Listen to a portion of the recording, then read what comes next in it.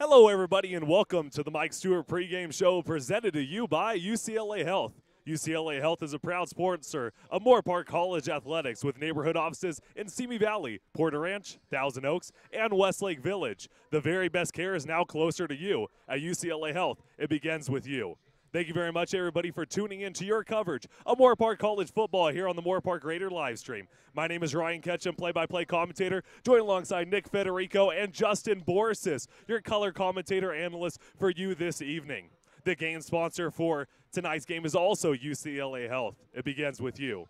We're currently here at Griffith Stadium, home of the Moorpark Raiders, where they're going to be playing host of the visiting Cerritos College Falcons. The Falcons are coming into this game with a 56-21 victory over East LA, and Moorpark College is coming in with an 0-1 record, where they actually played against Palomar College last week. We were able to cover that one, a 20-16 loss, but it could be changed by just a few plays. So coming out with this second game of the season, Bryce Viole already has a game under his belt. What are you looking to see out of the offense, including Bryce, in this next game, Nick? I'm looking to see a lot more poise than we did the first game right now. At the end of the first half, last game against Palomar, Viole definitely had a different mentality in him. You know, he was more focused, driven, and poised, like we talked about. But overall, the stats do not lie. He did only have 113 yards, and his pass completion percentage wasn't too hot either. This week, though, and we saw during practice all this week, Viola's been putting in extra hours, extra reps, extra work. So I'm looking to see a lot more timed patterns. I mean, we saw Curtis Couillard, Vinny Corso, Matt Boucher or William Boucher, a couple of these athletes that we have at the wide receiver position,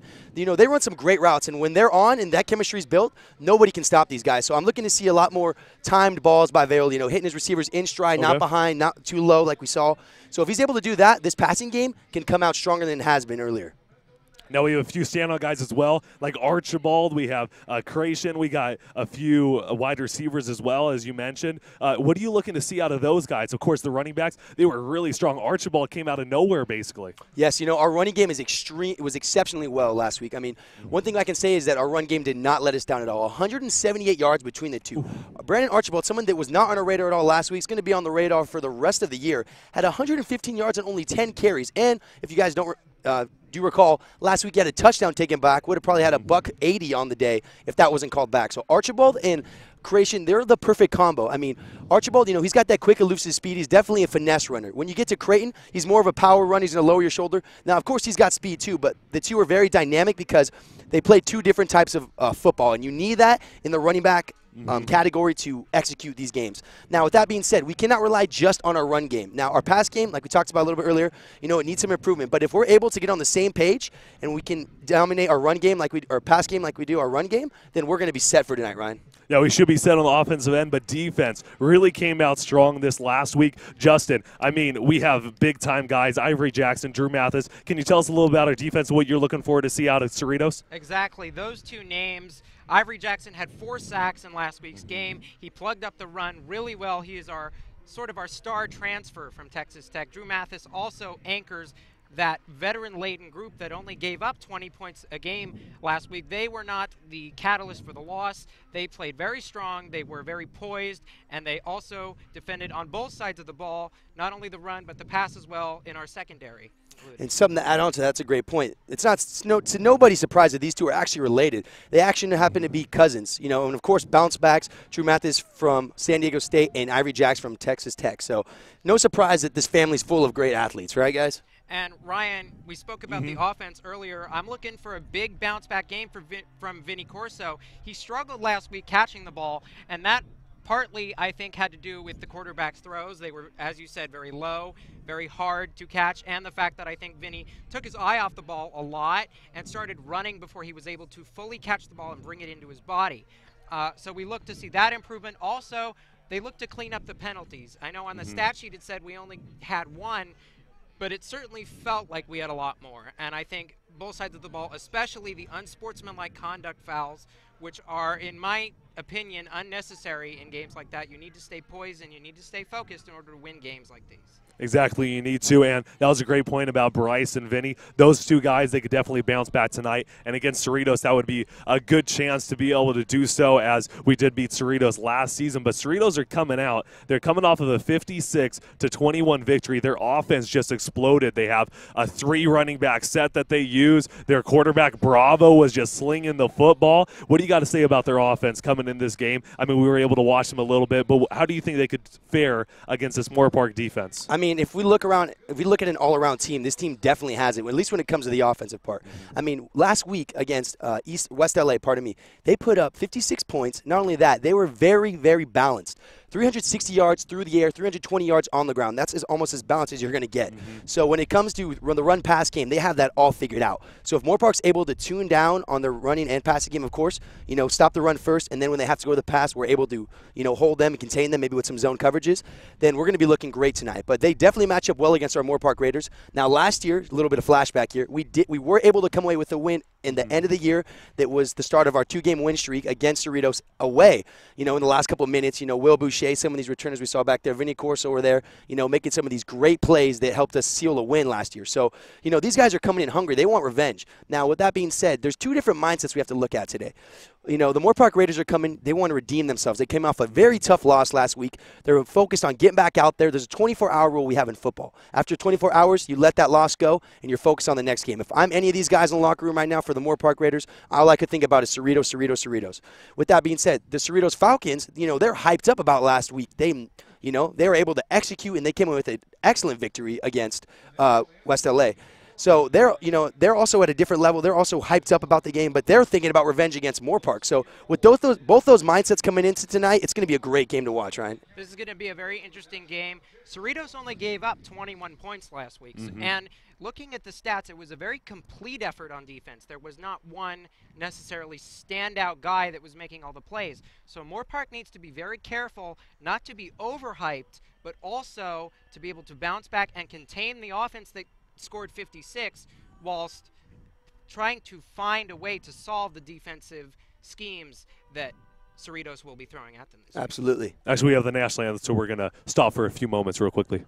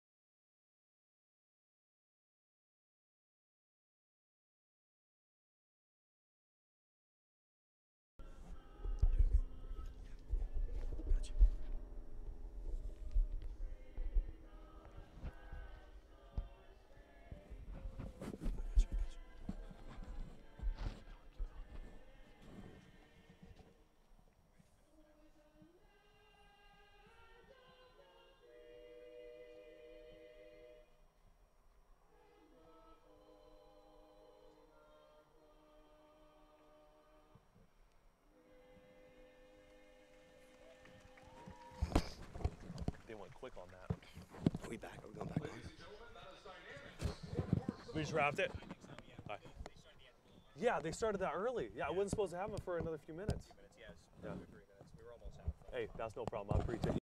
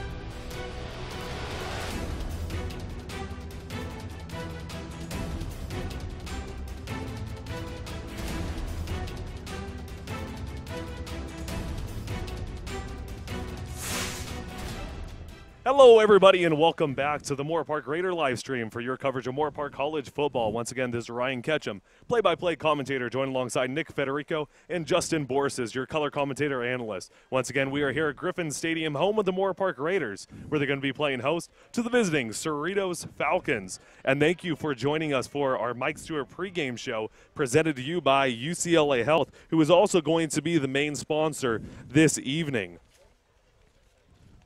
But right now, we're just awaiting the coin flip, and Moorpark College coming out maybe not as well as they hoped to against Palomar College. They struggled mightily on the offensive side.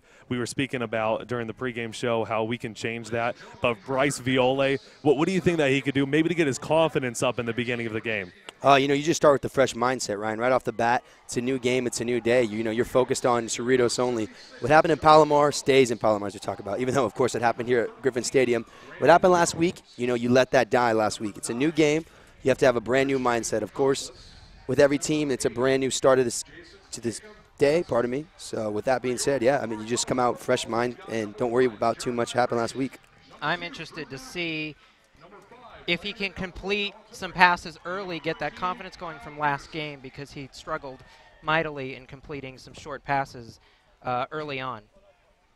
And also with the defense, we're playing against team that uses the run and uses the pass so well. They're diverse in their offensive schemes. So with a 3 running back set, how do you think the Raiders can be able to start off quick? We got that defensive line. The front 7 was very strong in last week's game. How do you think it could come out strong against a running style offense like this? Well, of course, if you want to come out strong, the first statement you got to make on defense is a 3-and-out. Once you have a 3-and-out for your defense, that sets all the momentum back to the offense, and of course that can carry out through the game. So if they're able to come out with the strong 3-and-out and lay some hits, that'll be a great momentum starter for the Moorpark Raiders. Look for speed off the edge. If you're wanting to contain the run, if a 3 running back system works, to me that would mean an option offense. And you want to have speed off the edge to contain the edge of the field and not be able to get first downs or turn upfield for big, long gains. Containment will be very important, and right here we just had the coin toss. Moorpark College won the coin toss, but they're going to elect to receive at the second half. So right now, Cerritos College will be able to receive the football to start off the game. So we're going to be seeing Moorpark's defense starting off right now. Obviously, we mentioned during the pregame show some people to watch out for, such as Ivory Jackson and Drew Mathis. Another player to watch out for in the linebacker core, DJ Turner. He had 10 tackles last game, was one of 3 players that had 10-plus tackles, which included Ivory Jackson and Drew Mathis, and he was dominating out there. He might kind of slip through the cracks a little bit. We don't talk about it too much, but definitely watch out for a guy like DJ Turner. He's going to be lighting it up in this game. Absolutely. DJ Turner, you got people like Ivory Jackson, Drew Mathis. Another guy that stood out to me, Ryan, is Dylan Chong. He had a great game last week. 8 solo tackles alone, and at being 5'8", about $160, this kid was laying the wood like he was 6'8", 280. So our secondary has been definitely lighting up some hits and making it a spectacularly great time to watch this Moorpark defense develop. They're definitely physical, which is one of the keys not only to any football game, but it helps maintain a style, and it helps create a persona among a locker room that can become infectious as the season goes along. And yes, it can get infectious. And right now, we have the Moorpark Raiders marching onto the field along with the Falcons, getting ready for this football game. And as you mentioned a little bit earlier, Ryan, I personally agree whenever you win the coin toss, you defer and take the ball second half. It always just gives you that confidence going in the second half that you'll be able to, have your offense do a little something when they get the ball back. So if the Moorpark offense is able to come out here right away, like we talked about, and have a 3-and-out, that's going to set a great deal and a great spark to this team right away. It also allows for adjustments that you might have had in the locker room to be implemented, so you could really see how your team is responding as the game goes along. Absolutely. And one good thing that it also does is, let's say the momentum's not going your way in the first half. It's easy to be able to turn it around when you get the ball first possession of the second half. It just gets you right, going in the right direction. You're able to make a statement on the offensive end and do that in the second half. That could get you the momentum back, and then that could get you to be able to lead the game. So now we're getting ready right now. Another player to watch out for the Cerritos Falcons, the wide receiver. They have this one wide receiver, number 8, Jacob Gasser. Jacob Gasser had 6 receptions, 181 yards, and 1 touchdown in last week's game. He was Bravo's main receiver that he threw to, so watch out for him. It's going to be a big-time match between him and the corner. Most likely going to be a Jalen Turner or maybe Tobias James. With the opening kickoff, he's recovered right around the 10-yard line, able to get some room in front of him, pushing it forward past the 7. Correction, past the 30. The ball was loose. Moorpark signaling that they recovered the fumble. Still waiting for the referees, but it looks like Moorpark did. It looks like they might say he was down before that ball came out here.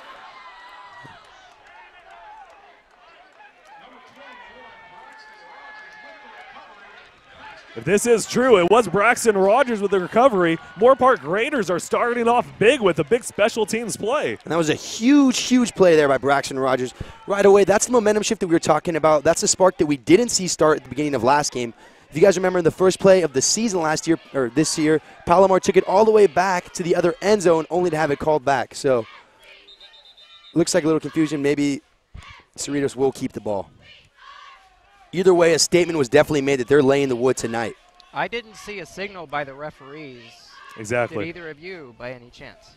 I was a little confused as well. There was no signal by the referee. Obviously, you would give the signal if it's Cerritos ball, and you would give a signal if it's Moorpark ball, but I didn't see one either way, so maybe they were still deliberating it a little bit. Looks like it's Cerritos is going to maintain possession here. Lucky bounce for Falcons there. Referees able to say that they were down before that ball came out. Awfully close, but referees seem to be making the right call. It's a good sign for the Moorpark defense to almost create a turnover to start this game. And that's a big play that could get the momentum right on your side right away, getting a big play like that on special teams. But now we're going to be able to see Bravo and company on their first drive of the game for Cerritos College. Falcons lined up, single back set, 1 tight end in on the near side, extra blocking, fake handoff, pass to the near side, trying to dive for it. Intended receiver was Jamal Tate, incomplete pass. And great job by Turner there holding them off. At the end, you saw Tate get him on right when he cut back on that inside. He got a little bit of inside leverage on Jalen Turner right there, but luckily that ball was thrown just a little bit out of reach. It didn't look like the quarterback let the route develop, and he threw it way too quickly. His receiver did not get downfield fast enough.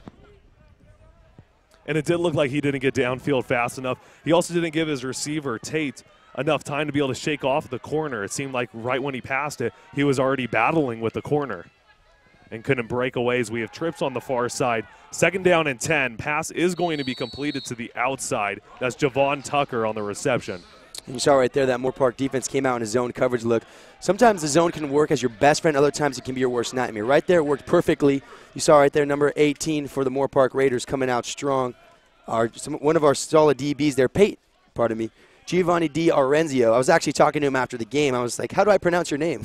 We had a long talk. He finally told me it's Giovanni Di Arenzio. That being said, nice job right there, containing his zone, not getting keeping the ball out of bounds. So now off of that play, it's setting up a 3rd down and 10. Ball on their own 30-yard line. Driving back to pass. Bravo looking far sideline. Has a man wide open but overthrows him. It's going to be incomplete. Bringing up a 4th and 10. And that looked like a little bit of miscommunication there between Arienzo there and number 5, Landon Alatorre. I don't know if they had a miscommunication. You see him talking right now. Who was covering what man? Luckily, we were able to, the Moorpark Raiders were able to catch a break there with an overthrown ball by the Cerritos Falcons. Cerritos' quarterback, Davis, had plenty of time. He should have looked through his progressions to be able to make a play. I think he threw it way too fast, a little nervous to start this opening drive. Yes, Isaiah Bravo, the quarterback, 6'3", 200-pound sophomore out of West Covina. After the 3 and out, forcing them to punt on the 4th and 10. Vinny Corso back to receive it, but it's going to be a short punt. Taking a little bit of a Moorpark roll to the 49-yard line. That's where the Moorpark Raiders are going to be taken over on their first possession. Saw a little bit of pushing and shoving there between James Galindo and one of the Cerritos Falcons players. I did see a flag thrown. I don't know if they picked it back up.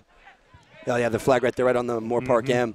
You know, we were talking about this last week. You got to have mental toughness. You know, these late push and shoves aren't going to get you anything but penalties, and penalties are what kill teams. So if we can cut these penalties down, play with our heads, and not play with our I guess, our aggressions, you know, it'll definitely help us in the long run.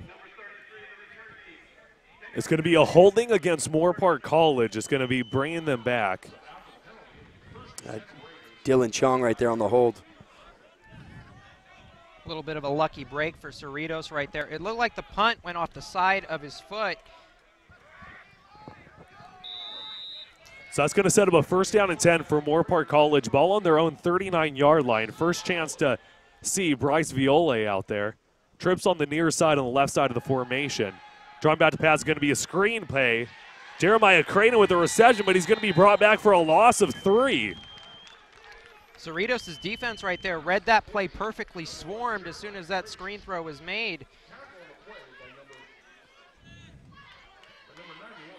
And something that we are very glad and generous, or very, we're just overwhelmed to have here. We actually did just this week get in a new program here, a telecaster, so we'll be able to highlight a lot more things that our viewers weren't able to see before. So we'll be using that a lot tonight. That's a great tool to have as Bryce Viole gets out of the pocket, he throws it into the dirt. There was a receiver right by there, so it's not going to be intentional grounding. Also, he was out of the pocket, so no penalty is going to be called, bringing up a 3rd down and 13. So it's 3rd down and 13, ball on their own 36-yard line for the Moorpark Raiders. Bryce Viole so far 1 for 2 on the game. A loss of 3 on that 1st down, however, with Jeremiah Creighton. Trips on the far side, on the right side of the formation. Got 2 in the slot over there. As Viole draws back to pass, it looks towards the middle. A little over the head of Kyle Peterson, but a little too short for Vinny Corso, so that's going to be incomplete, setting up a 4th down and 13. Obvious punting situation for the Raiders. And it looks like Viole is having the same struggles that we saw last week, underthrowing, under pressure, and is not able to complete some passes. Same struggles. We'll see if he can right the ship going into the next series. Yeah, great job on both defenses here right away, setting the tone, both sides of the ball. 3 and outs for both teams. Yeah, 3 and outs for both teams. No 1st down so far in this game. Still looking for the first one. 13:46 left in the 1st quarter of action. Score still stands 0-0. Both teams putting up a goose egg right now. A couple players didn't realize, I guess, the play call right there. Saw number 11 for the Moorpark Raiders. Lorenzo Berardi coming out late here now, just getting called off field. A lot of these times, you put in these packages all week during practice trying to figure out. And right there you see a delay game. A lot of times when you install these packages, you practice them all week, time and time again. A lot of times in practice, coaches will literally just sit out there and call out formations just to make sure everyone knows where they're at. And if you can't get even that down, these delayed games are just going to add up and cause more problems for you later down the line in this game. So after the delay of game penalty, they're backed up 5 yards. Obvious punting situation for the Moorpark Raiders on a 4th and 18 if 4th and 13 wasn't obvious enough. And you see right here, they already brought extra protection on this personnel group. Have a couple of, number 94 for our Moorpark Raiders there. Jalen Valayoga back there, as well with Jeremiah Creighton. A couple of these guys here, definitely key elements for this team. Steven Gomez with the booming punt over the head of the returners, back past the 10-yard line, and it stops at the 1. They got to recover it. Number 20 on the near side trying to cut back from Cerritos Falcons. That's Dior Denson. Quite frankly, very impressive by Cerritos to even gain small yardage on that, considering the hang time on that punt. Yeah, it's even Gomez. We were talking about, this guy can boot the ball. This hang time is ridiculous. Right there, a perfect bounce. You saw the ball bounce right before it's about to go in the end zone, bounces back to about the 1 or 2 yard line. The returner has no choice but to pick the ball up. The only thing that Moorpark needs to work on there is keeping your gaps, keeping your holes. You saw them all kind of funnel in. That's why he was able to take it out to about the 19-yard line. Whenever there's a punt or a kickoff, remember, make sure to keep your lanes, then break down, keeping that returner on your inside shoulder. Now Falcons with a 1st down and 10, ball on their own 19-yard line. It's going to be a handoff to the near side of Ramondre Stevenson. He's able to get a few on the carry, about a 3-yard gain on the play. Great job there. An entire Moorpark defense there, coming in there, plugging a hole. DJ Turner right there, someone that we were talking about right before the game started, Ryan. You said 10 solo tackles last week. Right there, he's able to plug the hole before it's even able to develop, stop it for a short gain. Lead wide receiver for the team, Jacob Gasser in the slot on the far sideline. Watch out for him. 6 receptions, 181 yards, and 1 touchdown last week. Is going to be a handoff to Stevenson. Stevenson has some room. He has daylight in front of him. Nobody's going to be able to catch him. Down past the 10. Gets tripped by shoelaces, but he knocks it off. It's going to be a touchdown. Falcons, no penalty flags. Stevenson hit that gap right up the middle. He's got some of that speed that you don't see too often at this level. I mean, that is definite next level speed right there, coming from the 19-yard line, able to take it all the way down the field. No one is able to cut through. Yeah, so off of that play, he ran from the 22-yard line. That was a 78-yard rushing touchdown for Stevenson.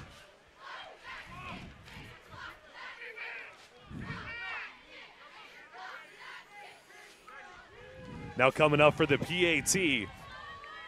Just about 12:40 left in the first quarter. The kick is up, and it is straight through the uprights. It's good. We have a 7-0 lead for the Cerritos Falcons over the Moorpark Raiders early on in this first quarter. Cerritos starting out strong after 1-3 and out. You saw their offense got right back to it. You know, they're plugged up on the first try.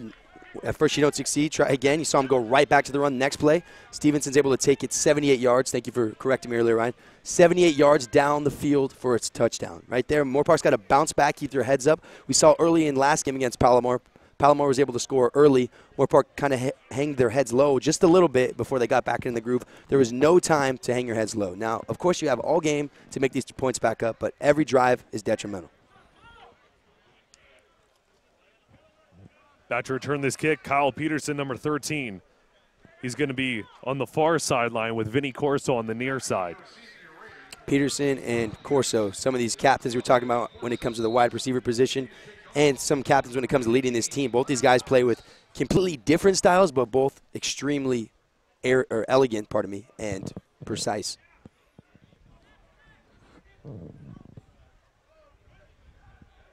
The score stands right now 7-0. Cerritos Falcons ahead of the Moorpark Raiders. Now with the kickoff, Kyle Peterson's going to be recovering it right at about his own 11-yard line. And he's met by a swarm of Falcons. Wow. Big tackle on special teams behind the 20. That was a great hit there by Jason Nettles coming straight through the line. A DN at 6'1", 215 out of Long Beach Pauley. He's a sophomore coming up with a nice explosive hit. You saw there, didn't lead with his head. A lot of times nowadays, you can't really lead with your head. He was able to wrap around, drive, and put a nice clean hit on Peterson. Moorpark starts sort of not great field position again. They're going to have to struggle their way through this and find a rhythm. You see him coming back in that single back set. Jeremiah Creighton back in the backfield again. Trips on the near side is going to be a handoff to Creighton. Creighton going off the tackle on the far side, gets some room in front of him, past the 25 for a good first down play. That was a great job by Creighton right there. You saw him bounce it outside, cut up the hole. That's all you got to do. No east and west running, north and south. Make one cut and get upfield. Great job. That's going to bring up a second down and 2 coming up for the Moorpark Raiders. Extra blocking on the near side with the tight end. Going to be a handoff. Creighton able to get past the first down marker. Going to be down at right around the 30-yard line for a first down, Moorpark. Nice little spin move there by Creighton, too. You saw play looked like it was about to be busted, but he's so elusive. He was able to make one spin move, get up just that 1 or 2 extra inches that makes all the difference when it comes to a first down. And you saw Creighton pause right there trying to wait for his blockers. He didn't really have anywhere to go. Absolutely. They talk about some of the greatest running backs. You have to have patience. We do see right now Brandon Archibald checking into the game here. Had a great game last week. 10 rushes for 115 yards and a touchdown, but it was called back. So this guy out of Georgia has some wheels that we haven't seen on this field in a while. Now with this first down and 10 play, it's going to be a handoff to Archibald. Archibald gets some room on the outside on the far side, getting a big gain. And that's exactly what I'm talking about right there. I mean, Archibald's so quick. He gets to the outside. It looks like he's going to get pushed out about 5 or 10 yards out of bounds. Takes it up for about 20 yards. So Archibald and Creighton are just a great duo when it comes to this running back core. A few penalty flags thrown after the play. A little extra contact as Moorpark got the first down. But Archibald, I mean, he has some speed. He has some wheels. Right when he got around the corner on the outside, nobody could stop him until he got past the 45. I think what was more impressive about that was his vertical cut upfield. The burst that we saw right there was very impressive. And I was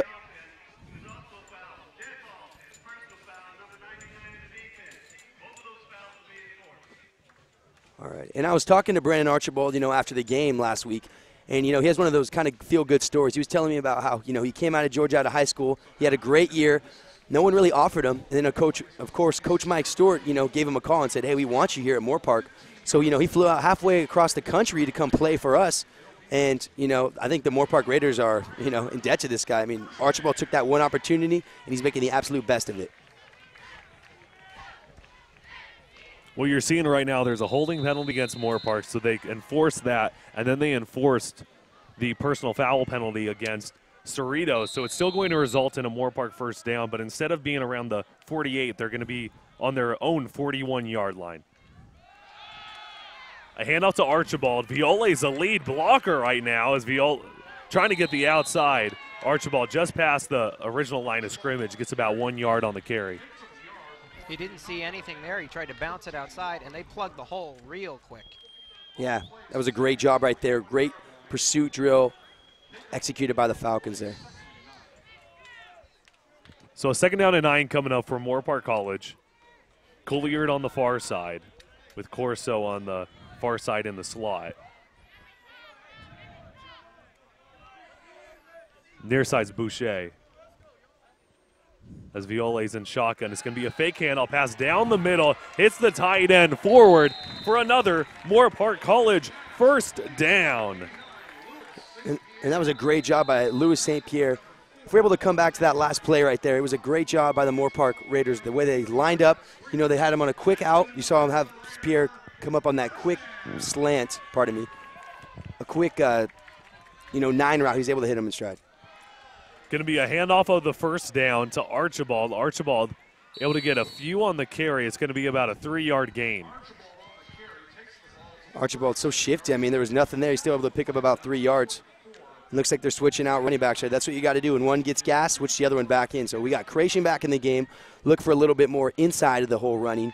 They like Archibald on the outside. He's able to hit the edge, but Creation's very good at staying in between those 2 tackles and making something out of nothing.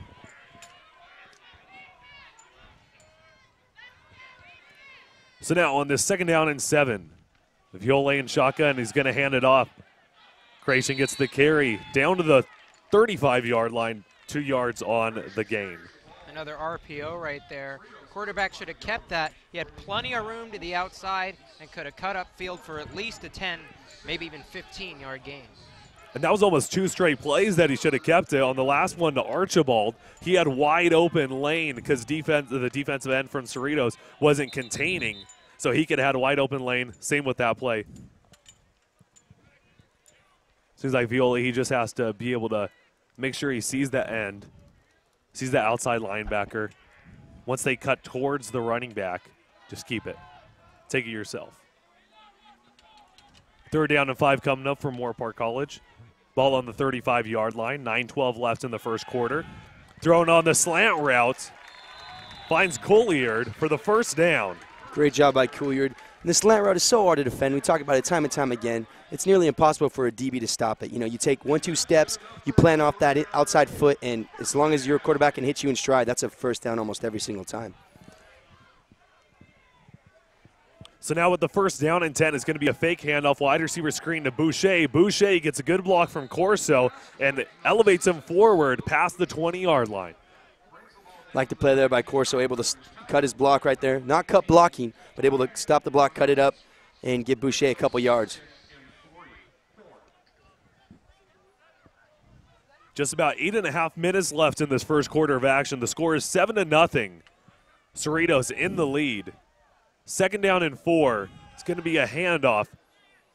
Creation straight up the middle, able to get, if he's lucky, 1 yard on the gain. Last week we talked about how the passing game was not on point.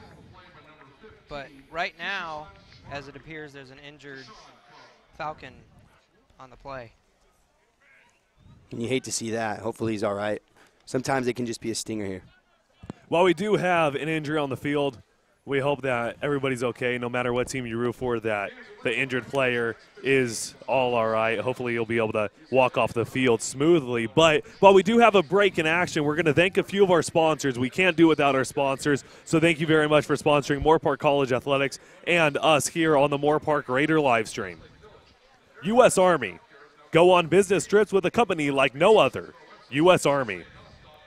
Big Brand Tire and Service. Big Brand Tire and Service, big means go. Proud corporate partner of Moorpark College Athletics. Rise up. Wells Fargo Bank. Wells Fargo is recommitting to help all of our customers succeed financially. At Wells Fargo, they're established 1852 and reestablished in 2018. UCLA Health, who's also the game sponsor. They're a proud sponsor to Moorpark College Athletics with neighborhood offices in Simi Valley, Porter Ranch, Thousand Oaks, and Westlake Village. The very best care is now closer to you at UCLA Health. It begins with you. Harley's Simi Bowl.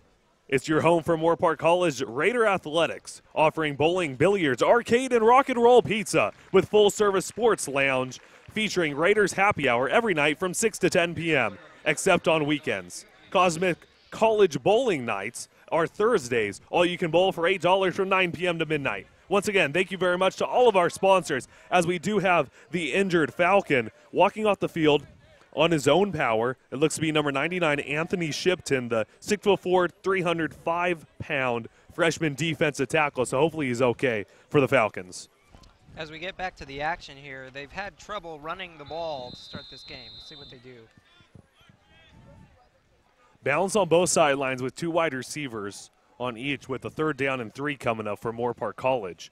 Ball on the 18-yard line, knocking on the door of the end zone. It's going to be a fake handoff. Quarterback keeper on the run option, making a nice cut to the outside. He's going to be tackled out of bounds at the 10-yard line, and it's going to be another 1st down, Moorpark.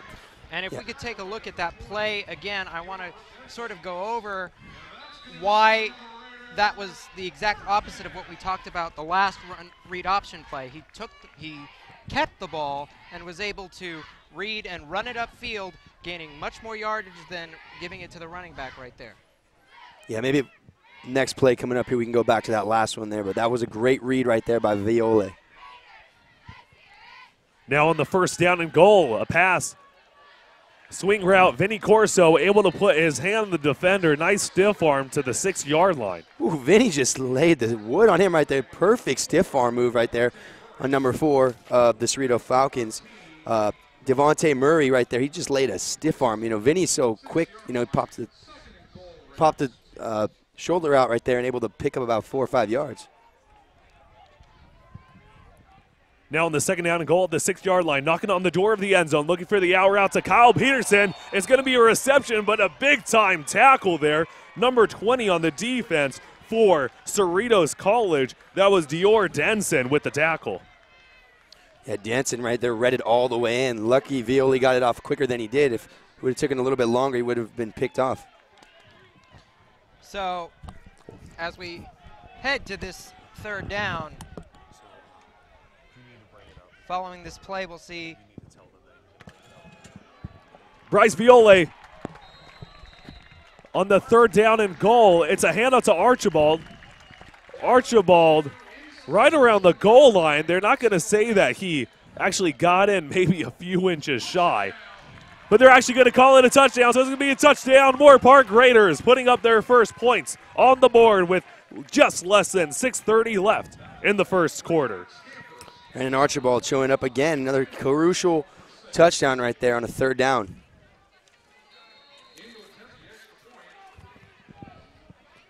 So on that drive alone, 4 first downs and a touchdown for Moorpark College, just marching down the field. Extra point is up and it's good. 7-7 tie now.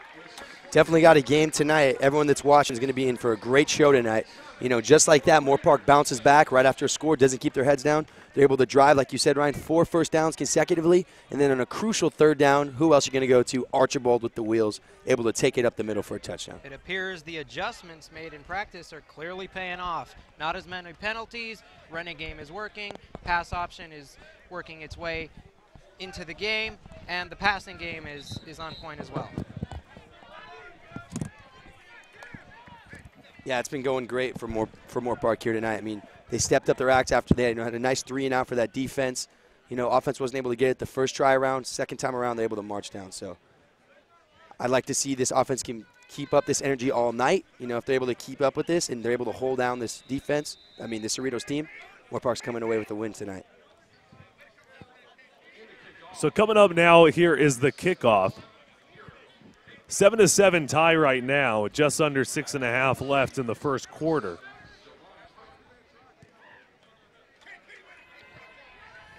It's going to be recovered right around his own 3-yard line here. Trying to make something happen. Past the 20, and there's going to be a penalty flag thrown down on the field. That was number 7 with the return, Javon Tucker. We saw right there Andrew Moreno, number 18, and Kiki Mendoza, both of them on this kick return team for the Cerritos Falcons, kind of tripped over each other, and they're part of the wedge. Now, when the wedge doesn't work, nothing's going to work. So 2 people from the wedge for the Cerritos Falcons kind of tripped over each other, made it a lot easier for that Moorpark Raiders defense to come up and lay a hit before that play got out of hand. The penalty is going to be going up against Cerritos. Still going to be Falcons football, but they're going to have to start from their own, right around their own 11-yard line. They have 89 yards to go to the pay dirt.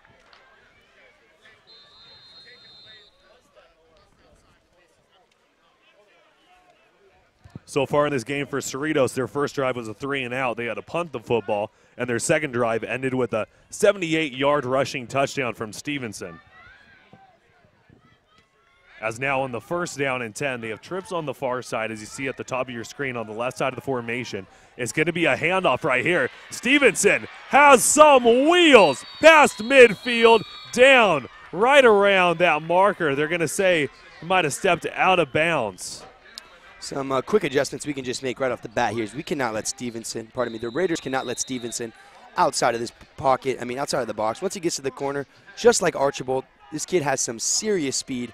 He just took that about 50 yards down the field. Pardon me, not 50, they're going to mark him out the 43 here. So they took it about 20, 25 yards down the field, but, just from one little bounce out. So we need to definitely work on containing Stevenson.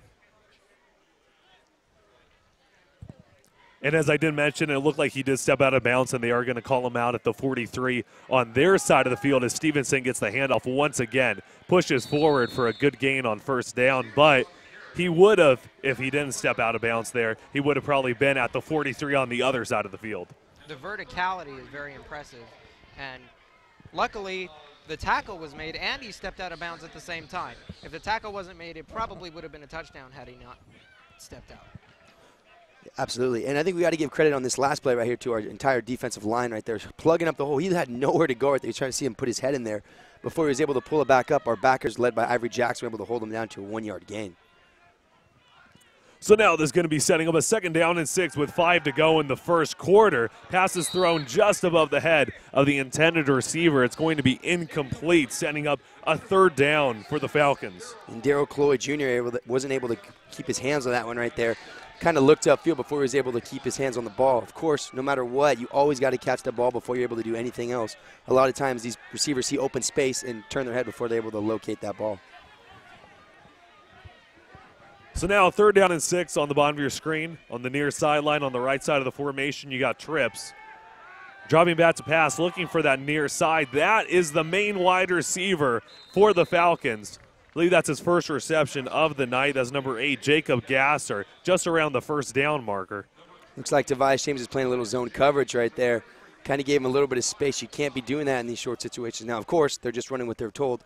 But I really like our man coverage when it comes to this Moorpark Raider defense because we're so solid when it comes to, our physicality. One thing you can definitely say about this defense, especially our secondary, is that we're physical. And so our man coverage works, geniusly because we're able to lock down these bigger receivers and with no problem. So the zone seems to be our weakness when it comes to our coverage packages.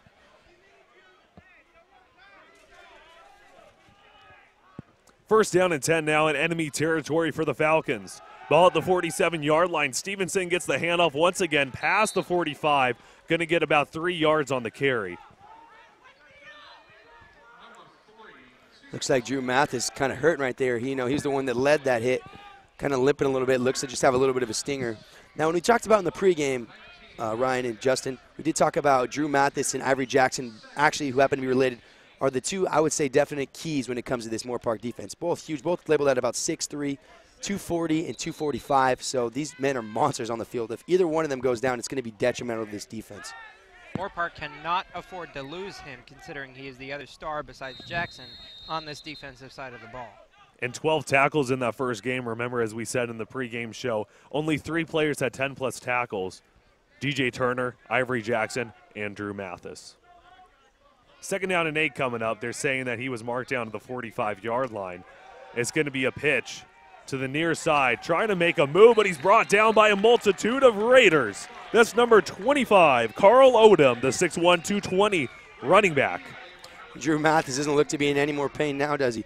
Right there, you saw him go with the swing pass. The crackback almost worked. Our entire defense able to slip through, kind of led by Drew Mathis, able to lay a massive hit on there. His helmet popped up after the play, but glad to see that he's okay and up and running. Big 3rd down right here early in this game. Midfield, you want to at least get into field goal range with a couple of passes coming up. In field goal range, they're going to have to get another 1st down at least, unless this guy's just got a massive leg. As a 3rd down and 7's coming up. Just under 2.5 left in the first quarter. There's going to be a timeout on the field. And while we do have a little break in action, we're going to thank a few of our sponsors. Once again, we cannot do without our sponsors, so thank you very much for sponsoring Moorpark College Athletics and us here at the Moorpark Raider live stream. Thank you. In-N-Out Burger, freshness you can taste. Moorpark Center for Dentistry, changing the way people feel about going to the dentist every single day. At Moorpark Center for the Dentistry, they love supporting our community. DCH Lexus of Oxnard, proudly supporting education and Moorpark College football. Lexus, experience amazing. PennyMac, let us tackle all your mortgage needs at PennyMac, the lender you can call home. The International Brotherhood of Electrical Workers, Southern California Light-powered for 125 years. IBEW Local 47 is a proud supporter of Moorpark College Raiders. And DCH Auto Group, delivering customer happiness at DCH Auto Group. Thank you very much for sponsoring us here on the Moorpark College Athletics and the Moorpark Raider live stream. We're now ready back to this action. 2.5 minutes left in the first quarter. 7-7 tie here between the Moorpark Raiders and the Cerritos Falcons. And as you just saw there, we were panning with our camera. We have our Moorpark Raiders spirit team, the cheerleaders, the dance team, out here supporting the Moorpark Raider football team. Dropping back to back, Bravo is going to slip out of his hands. And it's going to be incomplete pass, almost intercepted by the Raiders. Did it slip out of his hands, or did it get tipped by the edge rusher that I saw coming off the edge? He was coming full steam ahead, and I'm not sure if he got a finger up. And it looked like, yeah, Jalen Valaga right there, able to get his hand on that great play, able to, right as he was cocking back, almost caused a fumble. Great job right there. As you mentioned, almost a fumble that was forward momentum. So that's the only reason why it wasn't a fumble, but close to it. Empty backfield set on the 4th down and 7 for Bravo and company, and he's actually going to punt it. A little anticlimactic. I thought they were going for it on 4th down, but the punt's going to sail out of bounds right around the 25. And I think we all did, Ryan. That's what we call a quick punt here. What you do is you have the defense stay out there, you catch them off guard so no one's able to draw it back, and your quarterback just does a quick punt, drops it back, kicks it, hopefully goes an extra 10, 15 yards because your defense is now caught off guard, not able to return that. Oh, the anticipation only to be stifled away. Kind of like a climax of a movie. You're looking for something that just doesn't go, just doesn't end up working out for you. No, definitely I understand. I mean, it would have been exciting to be able to see that 4th and 7. Seeing those teams, two teams battling against each other. And now on this 1st down and 10 ball on their own 23-yard line, muff snap goes over Viole's head and just able to tip it there for the Moorpark Raiders, number 34, Tawan Funches. Yeah, and broken play right there. You saw they had him in an empty backstep, brings Tawan Funches back. I don't know if that was just to bring back some protection. He saw maybe a blitz coming. A lot of times quarterbacks will audible out of, empty backstep, bring back a running back, tight end, something to bring a little bit of protection there. But it did look like he did need him there for some reason for protection, and unfortunately that was a broken play. Hey, maybe it was just there to catch the muff snap. Exactly, right? But now on the 2nd down and long, it's going to be a fumble. The muffed handoff. Falcons, about 3 of them fall on the football, and it's going to be a turnover. It looked like the exchange went awry right there. We saw the muff snap the last play. Maybe that was still in their heads as they were trying to run this play right here, and clearly miscommunication and a loss at the football. Absolutely. We saw right there the exchange, right before that gap closed, we saw the ball kind of slip out in between Funch's and Viola's hands right there. You definitely got to work on those during practice. You take countless reps working with your running backs, the quarterback-running back relationship, so that doesn't happen. But, of course, anything can happen in these games. So they definitely got to take care of that before it continues. There are going to be penalty flags littered on the field, however. It's going to go against Cerritos, the first one. They're actually going to be match penalties. So they're going to offset, and it should still be Cerritos football. I'm not sure if they're going to say that the unsportsmanlike conduct penalties were prior. It doesn't appear so. So it will be after the play, so Cerritos will still have the football. That's why I assumed it looks like usually unsportsmanlike conduct penalties occur later on in the play instead of the beginning. So it will be a 1st down and 10 for the Falcons. Ball at the 13-yard line inside the red zone, knocking on the door of the end zone. Moorpark is backed up right here. See if they can grind down and hopefully, in the very least, force a field goal, if not a turnover, back to their offense. Absolutely. Bend but don't break. At first it looked like there was another penalty flag thrown, but the refs were playing a little football themselves, tossing the penalty flags back to each other. Working on that arm just in case they need to get called in the game, right? 3rd string QB, you're up. Yeah. Exactly. If there's a penalty down at the 20-yard line and you're at the 40, you got to chuck that flag pretty far. But now we are going to have that 1st down. There's a unsportsmanlike conduct penalty, but it wasn't called for anybody. I believe it's going to be against Cerritos, though, as they are backing them up. And, of course, that'll always work into your favor if you're Moorpark. You did give up, kind of a careless play, but, unsportsmanlike conduct, whenever it's towards your team, can always be your best friend, because just like that, a 15-yard penalty is crucial in this. Maybe it was maybe multiple flags, it looks like. Yeah, 2 unsportsmanlike conducts right there, bringing them 30 yards back. So at this point, the defense has a lot of breathing room to work with. These kind of momentum shifts that are out of Moorpark's hands are definitely something that they can take into their hands now. I'm not sure I have ever seen 2 unsportsmanlike conduct penalties on the same play on the same team before. And to be honest, I didn't even know you could call it back-to-back, but of course you can. Right there, I just don't think it's too often that you have 2 separate guys doing something so unnecessary that it needs to be called. So Cerritos with, these mental mistakes, Moorpark needs to capitalize on them. And there's a good time to capitalize since it's going to be a 1st down and 40. Ball on the 43-yard line, previously at the 13. So definitely a big blow to Cerritos being backed up that far. Sorry about that, Ryan. This is what drives coaches crazy, because these penalties don't occur during game action. One thing that is great, the referees obviously are always human, but when you have the referees discussing with each other, trying to make the best call possible, it's always great to see them deliberating with each other and making sure that they call the game right. So it was great to be able to see that. All the referees coming together to make sure it's called right. As Stevenson is able to get on the 1st and 40, pushing forward past the 10. He's inside. I don't see a penalty flag. There is going to be a touchdown for the Falcons. My, oh my, this game is interesting. You get a 30-yard penalty, and all of a sudden you get it gained back and more with a very big run to the edge for the score. That's the absolute last thing you want to do as the Moorpark defense is give Stevenson the ball and give him the opportunity to score right there. I mean, he's literally just running by the Moorpark Raiders defense. He's so quick. You just see him. He's got that next level speed. And, of course, we said a lot about players, but this kid is one of the fastest kids we've seen in the last couple of years. He's able to just run through our cornerbacks. So Stevenson, 2 rushing touchdowns so far in the game. He had a 78-yarder on their 2nd drive, and on their 4th drive, he just had his 43-yard touchdown. The PAT is up, and it is good. We have a 14-7 lead for the Cerritos Falcons over the Moorpark Raiders with just under 1.5 minutes left in the first quarter of action.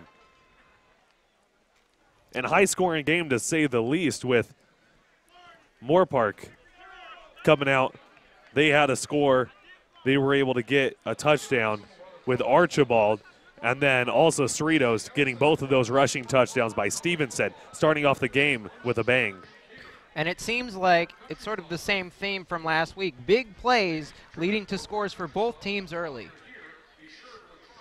You know, and it looks like, at least the way it's playing out right now, this is going to be a game of offense. I mean, you know, we got back-to-back-to-back scores for both teams here. Moorpark definitely needs to come back and put some points on the board, you know, showing that they're still in this fight. Only down by 7, you know, nothing to really stress about, but it definitely looks like this is going to be a high-scoring shootout, which is always fun to watch. And this seems like it's Cerritos type of game. Cerritos, they won 56-21 last week. I mean, giving up 21 points, that's more than Palomar or Moorpark gave up since it was a 20-16 game. But then you don't just have the 21 points, you have a 56 from the other team. So here comes the kickoff. It's going to be recovered by Sardi right around his own 3-yard line. Alex Sardi running east to west. Has nowhere to go. Try to cut it back, but is only going to be brought down to the 15-yard line. Yeah, on that one, I don't know why you don't just let that ball go out of bounds. I mean, unless he saw that it was, you know, maybe going to go out at the 1-yard line. With that being said, you got to run north and south. East and west running is going to get you maybe a yard or two. North to south, of course, you might take a little bit more of a hit on that impact, but you're definitely going to get a couple more yards. And ultimately, it's just an all better decision to, you know, cut straight up field instead of going one side to the other. Something that I just noticed, Ryan and Justin, is how neither Peterson nor Corso were in the backfield. I don't know if they're just trying to keep them for offense or just trying to, you know, not gas them up as much. Well, also what you're seeing, Matlock Sardi are 2 wide receivers out there as Creation is able to get the handoff. He's going to be brought down. Luckily enough, if he's able to get back to the original line of scrimmage, but it's Sardi, it's Ryan Matlock, and then also number 23, Kenneth Stewart out there are your wide receivers, as you just mentioned. No Corso or no Peterson out here right now. Of course, we don't want to speculate, but it could be possible that they're injured. I mean, I didn't see anything on that last series that would suggest that, of course, but you never want to be too cautious with a player's health. So now on the 2nd down and 10, Creation going to have the handoff once again, spins off a defender, but it seems like this Cerritos defense is just shutting down the run right now. Yeah, right there, and we saw Creation just, you know, do a little spin move trying to get a couple yards, but this O-line isn't able to keep up with this defense for the Cerritos Falcons right now. And you see the difference. You see how they're running up the middle right there, where on that last series they tried to get to the outside and then cut up field. So I think they need to go back to that strategy moving forward. A 3rd down coming up, 3rd down and 8 with 10 seconds left in the first quarter of play, slowly winding down. Viole looking deep down the field on the far sideline. Miscommunication, or Sardi had a little bit of extra contact with the corner. Whatever the case was, is going to fall incomplete, setting up a 4th down and 8, and is going to be 1.3 seconds left in the first quarter. The pass just hit the ground prior to the ending of the quarter. And I saw Noah Peterson, number 7 for the Cerritos Falcons, kind of get a little hole in that jersey, but since the ball was so, you know, far away, I don't think the refs felt the need to throw the flag on that one there. But we definitely need to see this chemistry build between Viole and the wide receiving core here. I mean, too many of these balls are being overthrown, and you're not going to be able to win games here if you – looks like maybe a delay game. You're not going to be able to win games if you're not able to hit your receivers. You cannot just rely on the run game. You need to develop the pass game. As you mentioned, Nick, more penalty flags thrown down on the field. It is going to be against the offense. And you see down here at the bottom of our screen, just off of camera, number 16 here for the Moorpark Raiders, one of our QBs that we saw a little bit, Ethan Polster, kind of warming up over here. I don't know if they're thinking about putting him in or he's just trying to stay warm, but definitely look for maybe a change here if this pattern continues with the offense. Obvious punting situation right now on the 4th down and 13. Gomez, another boot. From inside his own 5, it hits the ground at the 30-yard line on the opposite side of the field. Good move right there by their punt returner. That's number 20, Dior Denson, able to take the ball all the way to about the 46-yard line is where they're going to mark it at. And no, he didn't make the play there. We saw Braxton Rogers come flying down the field right there. Now, a lot of these plays here are overlooked because of things that other guys are doing here that aren't necessarily making the play or making the catch, but they're doing things that are putting their players in position to make a great play. So right there we saw Braxton Rogers fly down the field. Now, I don't think he was able to put a hand on the punt returner, but what he did was he caused him to slow up and have to readjust, shift his momentum. And with that being said, that's why Peyton Shelton was able to come up from behind and make that tackle only about 10 yards down from where he caught the ball at. While we do have the end of the first quarter of action, the score is 14-7. The Cerritos College Falcons are ahead of the Moorpark Raiders right now. While we do have a break in action, we're going to thank a few more of our sponsors. We can't do without our sponsors, so thank you very much for sponsoring the Moorpark College Athletics and Moorpark Raider live stream. Corner Bakery Cafe in the Simi Town Center, proud to support Moorpark College football for breakfast, lunch, dinner, or catering. Corner Bakery Cafe. Mercedes-Benz of Thousand Oaks. As a member of the Silver Star Automotive Group, Mercedes-Benz of Thousand Oaks has proudly served Moorpark and the surrounding area since 1982. Nationwide, our hearts belong to the Raiders. Putting the needs of local communities first isn't just the key to our success, it's at the heart of everything we do. Let's talk today with Bill Saunders. Go Raiders. Matera Design Consultant. For all of your design, layout, and production needs, contact Vince Matera at vmatera@earthlink.net. Matera Design Consultant. Once again, thank you very much to all of our sponsors. We can't do without you. And now, while we're back to second quarter action here with the Moorpark Raiders going up against the Cerritos Falcons, it's going to be a 1st and 10 from the 50, launching it deep down the field on the near sideline. Underthrew his receiver a little bit, but it looked like number 5, C.J. Parks, wasn't even looking towards the football. Cerritos coming out here very aggressive. That was a straight Hail Mary. If you guys didn't notice right there, just sent everyone down the line, seeing if they could get open right there. Great job by the Moorpark defense, toughing it out, and able to stop that from just being an incompletion. But Cerritos definitely trying to tell this Moorpark defense that, hey, we're just going to throw it down on you until you can show us otherwise. And it looked like Parks had both of the defenders beat. The ball was just underthrown. Yeah, it was underthrown, and it seemed like Parks, he was so worried about his route that he didn't look up, and by the time he looked up, he saw that it was underthrown, so he couldn't contort his body to try to catch it. On the 2nd down and 10, however, it's going to be a handoff. Number 34 from the Falcons does get the carry right there. That's David Walker. And that was a great job right there, plugging the hole. Drew Mathis along with number 72, Sean Lapola right there, freshman from Port Hueneme coming in hot right there. That was a great job, both of them. You know, when you get that D-line chemistry working with the linebacking core, it's a great chemistry you got going on there. And now a 3rd down and 7 coming up at the start of the second quarter. Bravo looking for his main man, just overthrows the receiver, and that was a great play by the secondary for Moorpark. And number 18 right there, Gianni Di Arenzio, right, coming in right there, getting his hand on the ball. Unfortunately, not able to come down with it, but still able to knock it away. The Moorpark Raiders will take that any day of the week.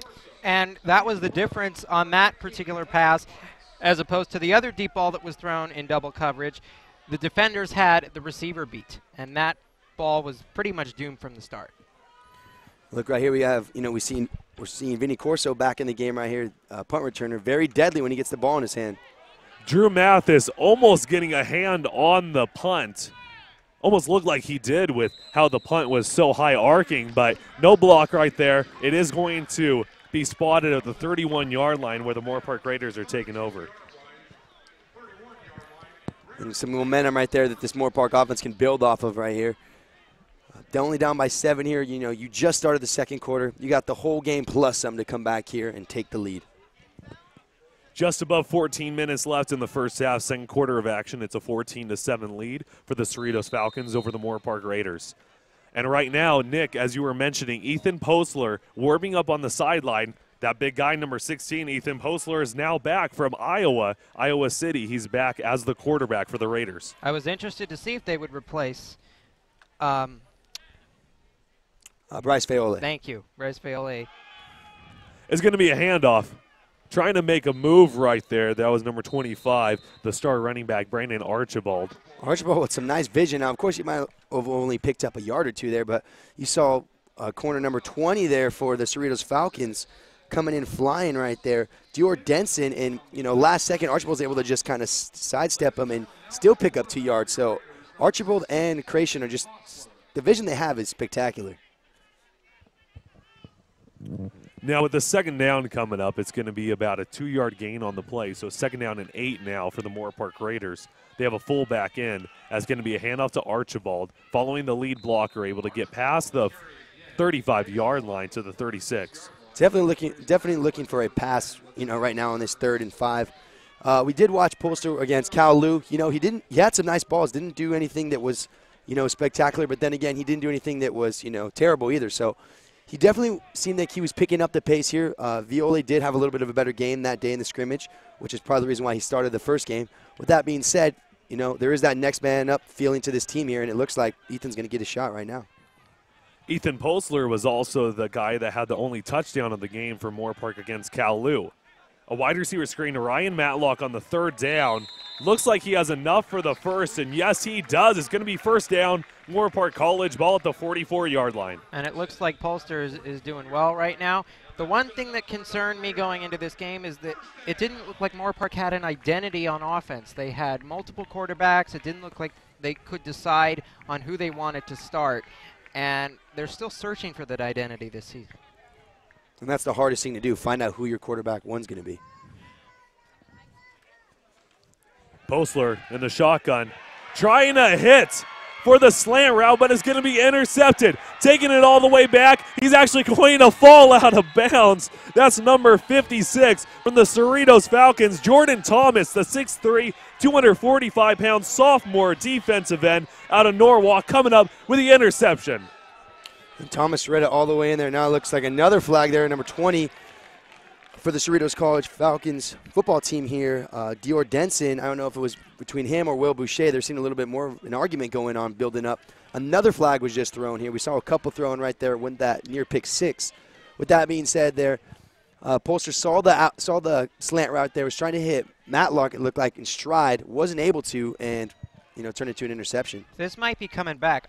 It was off your camera, ladies and gentlemen, but it looked like one of the coaches for Cerritos was given an earful to one of his guys, and I think it was not in a good way. So we'll see where either it will be penalized on the kickoff or maybe coming back on this drive. I'm not quite sure yet.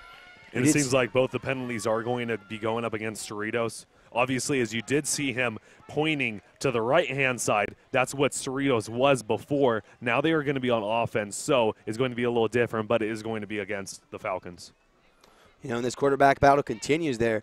I had a chance to talk to Ethan Polster after the game last week against Palomar, and he told me that he was only able to, we did see he was only able to, go in for one drive. Seemed a little bit down, said, he came all the way out here from Iowa. He's just been working hard, trying to get his opportunity. He has gotten a couple of them. He's got to do more than just throw an interception if he wants to see this field. But the kid is definitely eager. He also is patient, though. I saw both eagerness and patience in this kid. So if he gets another opportunity, look for him to do something special. Yeah, and if you do want to take that starting position, as you mentioned, as a backup, you're going to probably be having a shorter chain. You're not going to be able to throw an interception and still see some daylight out there. So Postler, if he does get another chance, take that opportunity under your wing and play your best ball. Show coach why you should be in there. But now on the first down and 10, it's going to be a handoff straight at the middle, bursting through the seam, down past midfield at the 46-yard line. That's number 25, Carl Odom. One thing that's been hurting the Cerritos Falcons here is penalties. I mean, we saw a couple drives ago when they had that ball in the 13, brought it back to the 43. Right now they had an interception, took it back to about the 15, brought them back to the 47 on the opposite side of the field. But with that being said, they're still able to capitalize with this run game. So unlike the Moorpark Raiders right now, they're able to capitalize on their mistakes, and that's something that Moorpark needs to fix. Now on this second down, it's going to be a second down and short. 3, pass incomplete. Almost intercepted once again here by the Raiders. And that looked to be an all-around 10-yard curl route for everyone right there. We saw all the receivers running the same exact route. I really like that go-to call because, it allows you to read your field. Now, of course, everyone's running the same route, so your progressions are pretty much similar. But sometimes what we have in football is we have two different sides of field going on right here. I mean, we have on one side we can see, sometimes teams will come out and play man on one side of the ball, and on the other side, they might be playing press or zone coverage.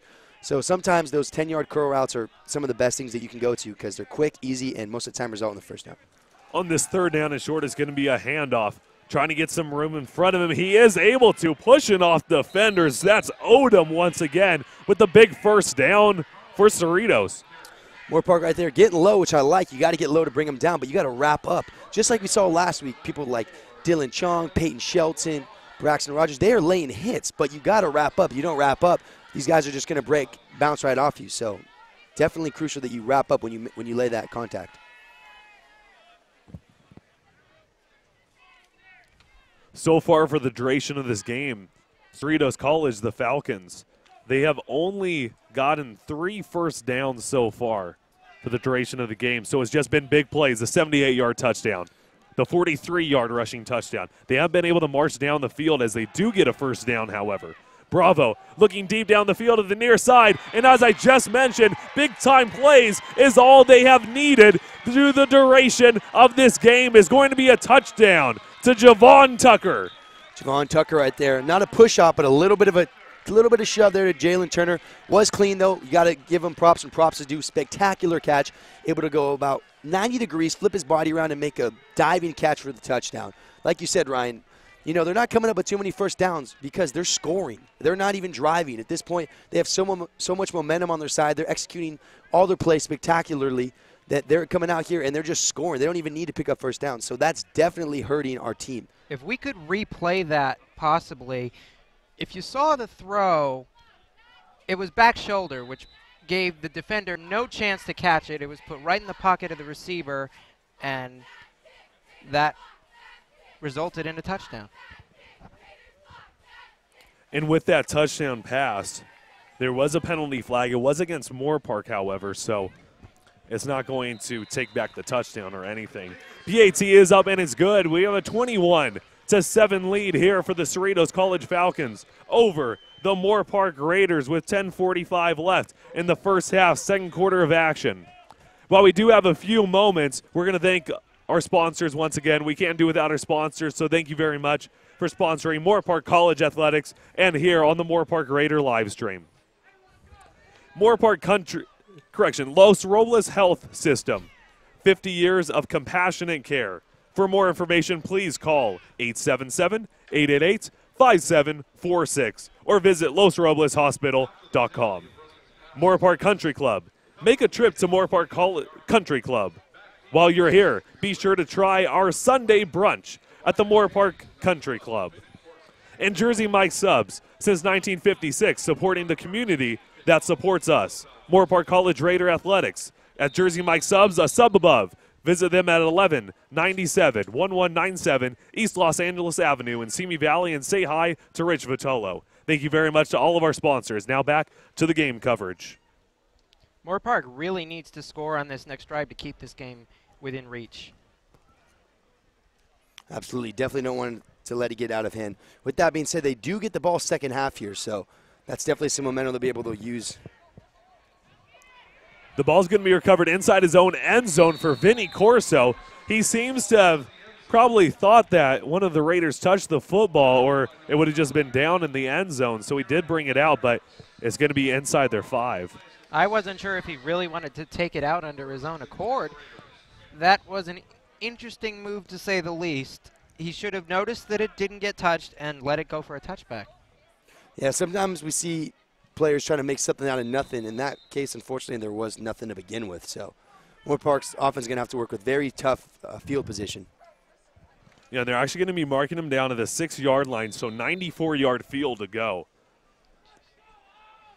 As Will Boucher is entering the game. Right now, as you see him running onto your screen at the top, he's going to be spread out wide to the left side of the formation. But first down and 10, ball on their own 6-yard line, deep inside their own red zone. It's going to be a handoff to Archibald. Trying to cut back to the middle, breaks a tackle, still running forward, past the 10, down at the 14. And you got to get your hats off to Archibald. I mean, Archibald's not very big. When you look at his size, his frame, and his height, you know, he's listed here at 5'11", 170. Now, he might be even just a little bit shorter than that, but the kid is extremely fast, and he's able to take these massive hits, bounce up like nothing happened. On this second down, It's going to be a handoff to him once again. Archibald just shoving defenders off. Past the first down marker, down at the 18-yard line.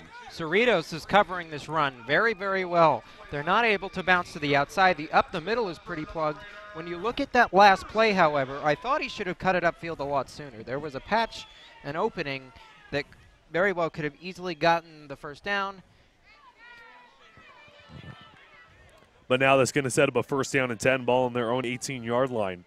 Trips on the left side of the formation on the far sideline. Archibald going opposite to the near side, and he is hammered before getting hit out of bounds at the 22.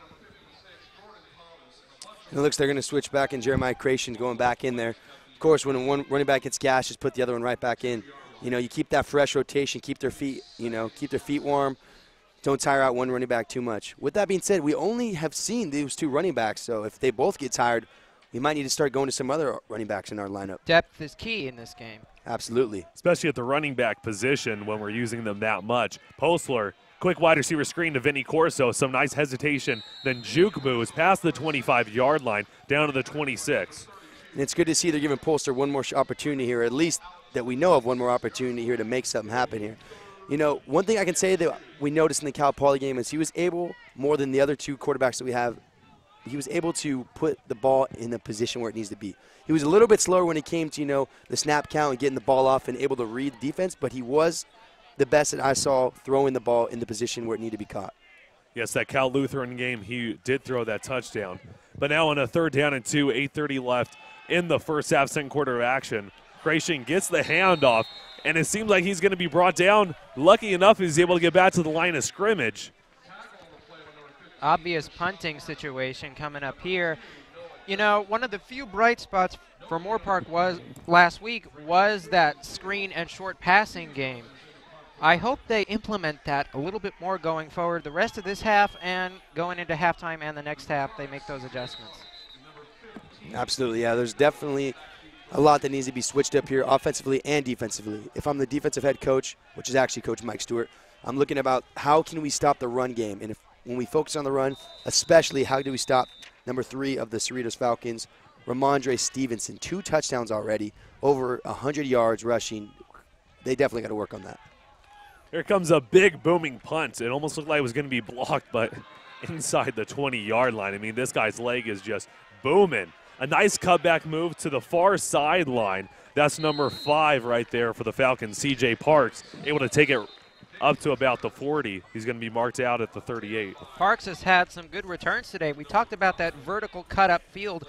That's really worked for Cerritos all game. And in fact, really both teams, as I think I see an injured Moorpark player on the field there. That's number 95, Max Nealon, right there in a little bit of pain. I wasn't able to see what happened to him right there, but that is the Moorpark Raiders long snapper. So that would be very, very detrimental to this team if he's not able to come back to the game.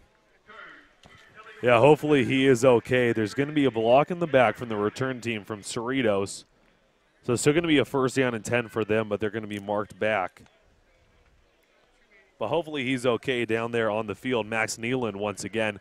While we do have a break in action, though, we're going to thank a few of our sponsors. Thank you very much for sponsoring Moorpark College Athletics and us here on the Moorpark Raider live stream. Jan's Marketplace. Cheers to a successful season. Proudly supporting Moorpark College Athletics. Visit us on Facebook or at jansmarketplace.net for upcoming events and money-saving offers. The Hat Restaurant in Simi Valley. Since 1951, 67 years of serving the world-famous pastrami, burgers, dogs, chili. Open 7 days from 10 a.m. to 11 p.m. Visit them at www.thehat.com. Thank you very much to all of our sponsors. We actually have Max Nealon. He is walking off with the help of his trainers. Seems like he's still hobbling, not putting too much pressure on his legs, however. And each position is so crucial to this Moorpark Raider team and to any team, actually. Long snapping, punting, kicking, doesn't matter. Linebacker, running back, quarterback, does not matter. Each position, if you're a starter, especially when there's no depth in our long snapping position, that causes all the more problems for this Moorpark special teams to have to readjust, figure out who can take those snaps now. Because, if you can't have a guy that can long snap, then you're looking at fumbles every single time. And if that happens, then it looks like you have to keep going for it on your 4th downs, keep costing your offense to go out there for one more play they shouldn't be. So every injury is crucial to a team's roster. And I just want to extend our best wishes from the three of us. Hopefully he can come back in this game and play well. If not, we hope he has a great recovery and if the injury isn't too serious. Absolutely. You do never want to see an injury down on the field, no matter if it's a third-string athlete that's getting his first time on the field or the starting quarterback of a team. So hopefully he's okay, no matter if you're a Cerritos fan or a Moorpark fan. Us up here in the booth, we want to wish our best to everybody that gets injured during this game. Hopefully there's no more that we have to wish our best to, but with the game of football, obviously we understand that there are going to be some injuries. So hopefully everybody's okay on both teams and able to come back and support their team. Of course, an injury is the one thing that nobody, I don't care who you are, can predict. Now, it's the one thing that has ended careers, and in other ways it can motivate careers. You know, people, you see people tear their ACL or, break their legs, something like some sort of injury that ends seasons, and that player comes back with all that much more fire the next year. With that being said, though, of course you hate to see any player go down, and it's the most annoying, it causes the most problems. It's just horrible because you never know when it's coming, and it can end your season like that. You reshuffle your game plan because of it as well. Exactly. Your entire team has to readjust. It's the one thing that nobody wants to happen. So now coming up here on the first down and 10, 7:30 left in the first half. The pass is thrown deep down the field, overthrowing his intended wide receiver was Javon Tucker from Bravo. And I saw right there, Tucker was able to get by along with, Devon Bennett and also Eric Renfro. I mean, all three of those guys beat the DBs for the Moorpark Raiders right there. You don't like to see that happen because that just shows that no matter who the Falcons are throwing to, someone's going to be open. And right there we saw that they were able to they keep going back to this. Every time they come out right with the ball, they come out with this very aggressive attack to just go deep all the way, a Hail Mary type play. And so far Moorpark has no answer for it. They're just getting lucky with incompletions.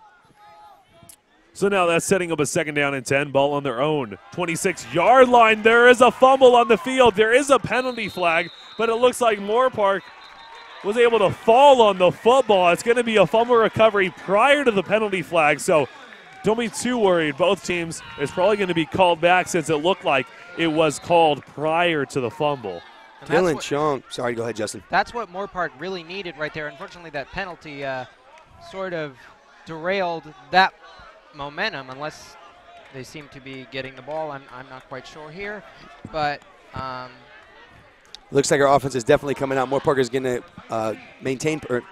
is going to switch, and now the Moorpark offense is going to start with the ball. Dylan Chong, this kid, along with Archibald, a couple guys that we had was not on our radar week one, have been all over the radar week two, and they are definitely playing to earn a scholarship at the end of this season. So allow me to retract my earlier statement.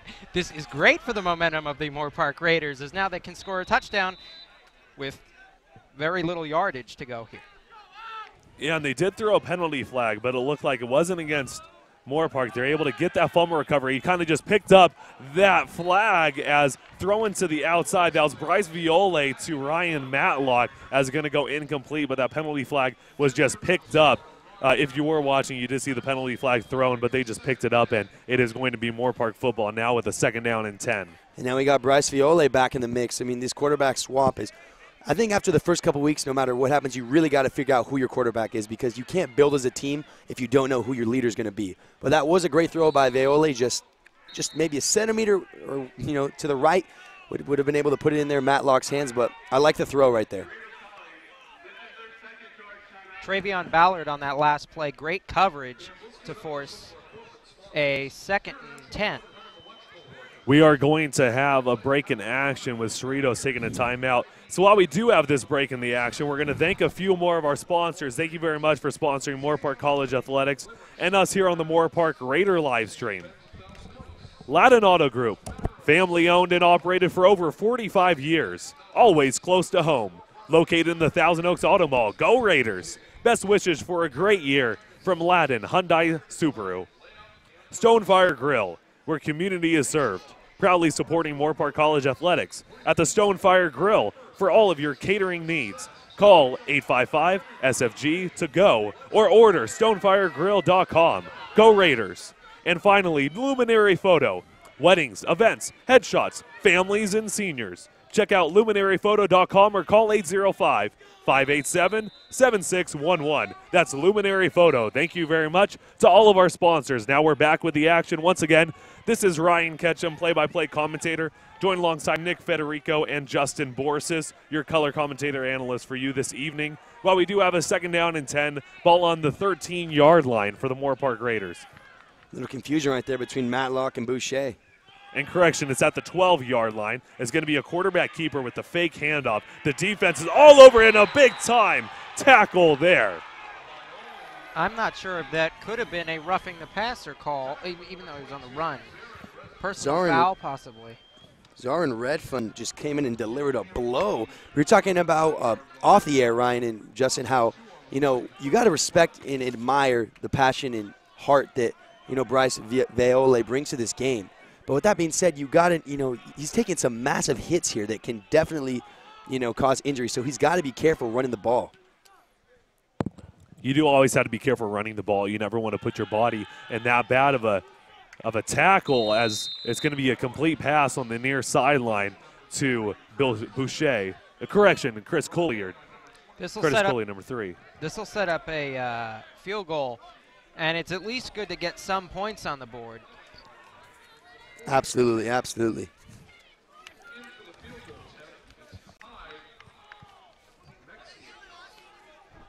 Hyde Mexian coming in right now. 3 for 3 last week, and a PAT was made.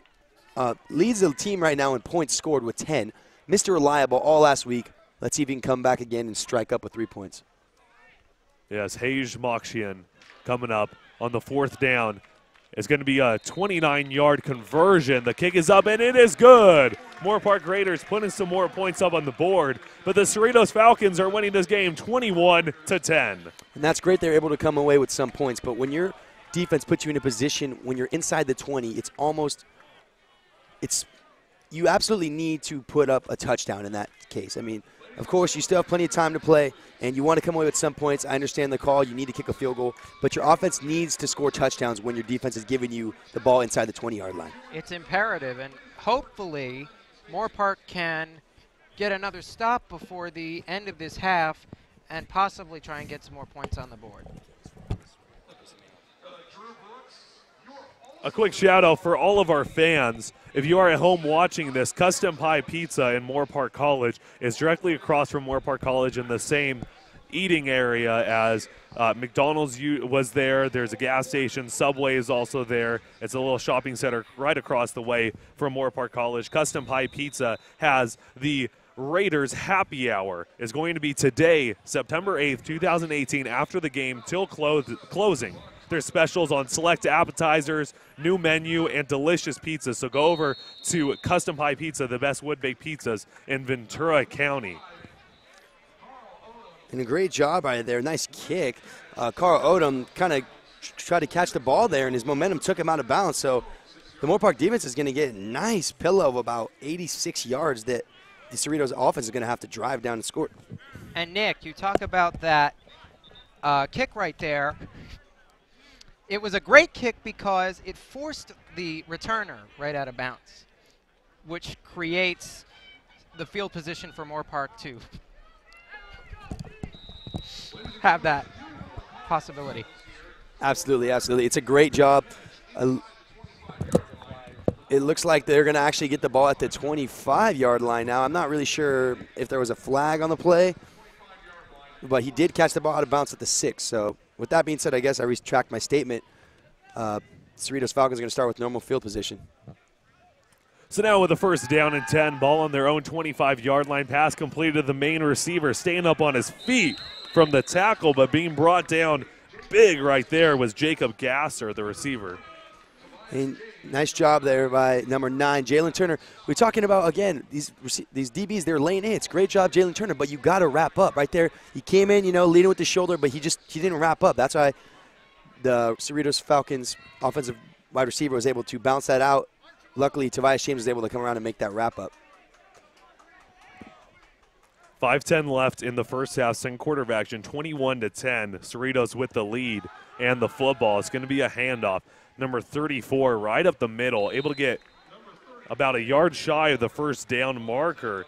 That was David Walker, the 5'9", 205-pound sophomore running back out of Cheyenne, Nevada. We'll see if they give him a generous spot. It doesn't look like it. So on this 3rd and short, I'm wondering, do they go with another run? It's been working for them very well today, or do they try a play-action move on this 3rd down?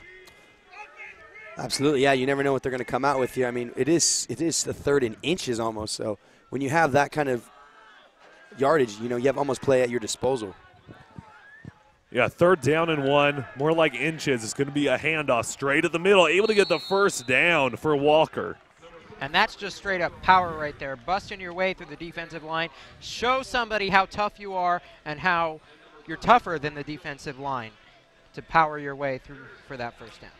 One of the beautiful things about junior college football is how a lot of these guys you see here, they're from all across the country. Now, when we watch high school ball, of course you know that they're from, their local area and whatnot. But when you come to a junior college, you forget that half of these guys are from all over the place. I mean, Archibald, Georgia, right there.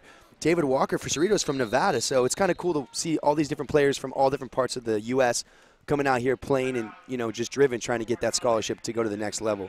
It shows the willingness of all these young athletes that are willing to travel all across the country to any junior college that will take them because they're so hungry to get to that next level. It's kind of inspiring. Yeah, junior college football, there's just something about it where these guys, they just play so hard, and it's great to see. Less than 4 minutes left, though, with this timeout. 21-10 lead here for Cerritos Falcons. Almost going into halftime. Quick note for everybody, at halftime, at the start of the 2nd half, the Moorpark Raiders will be recovering the kickoff. Right now, as you see on your screen, we have the Moorpark Raider Spirit team. It's this cheer squad. They have the dance team right there.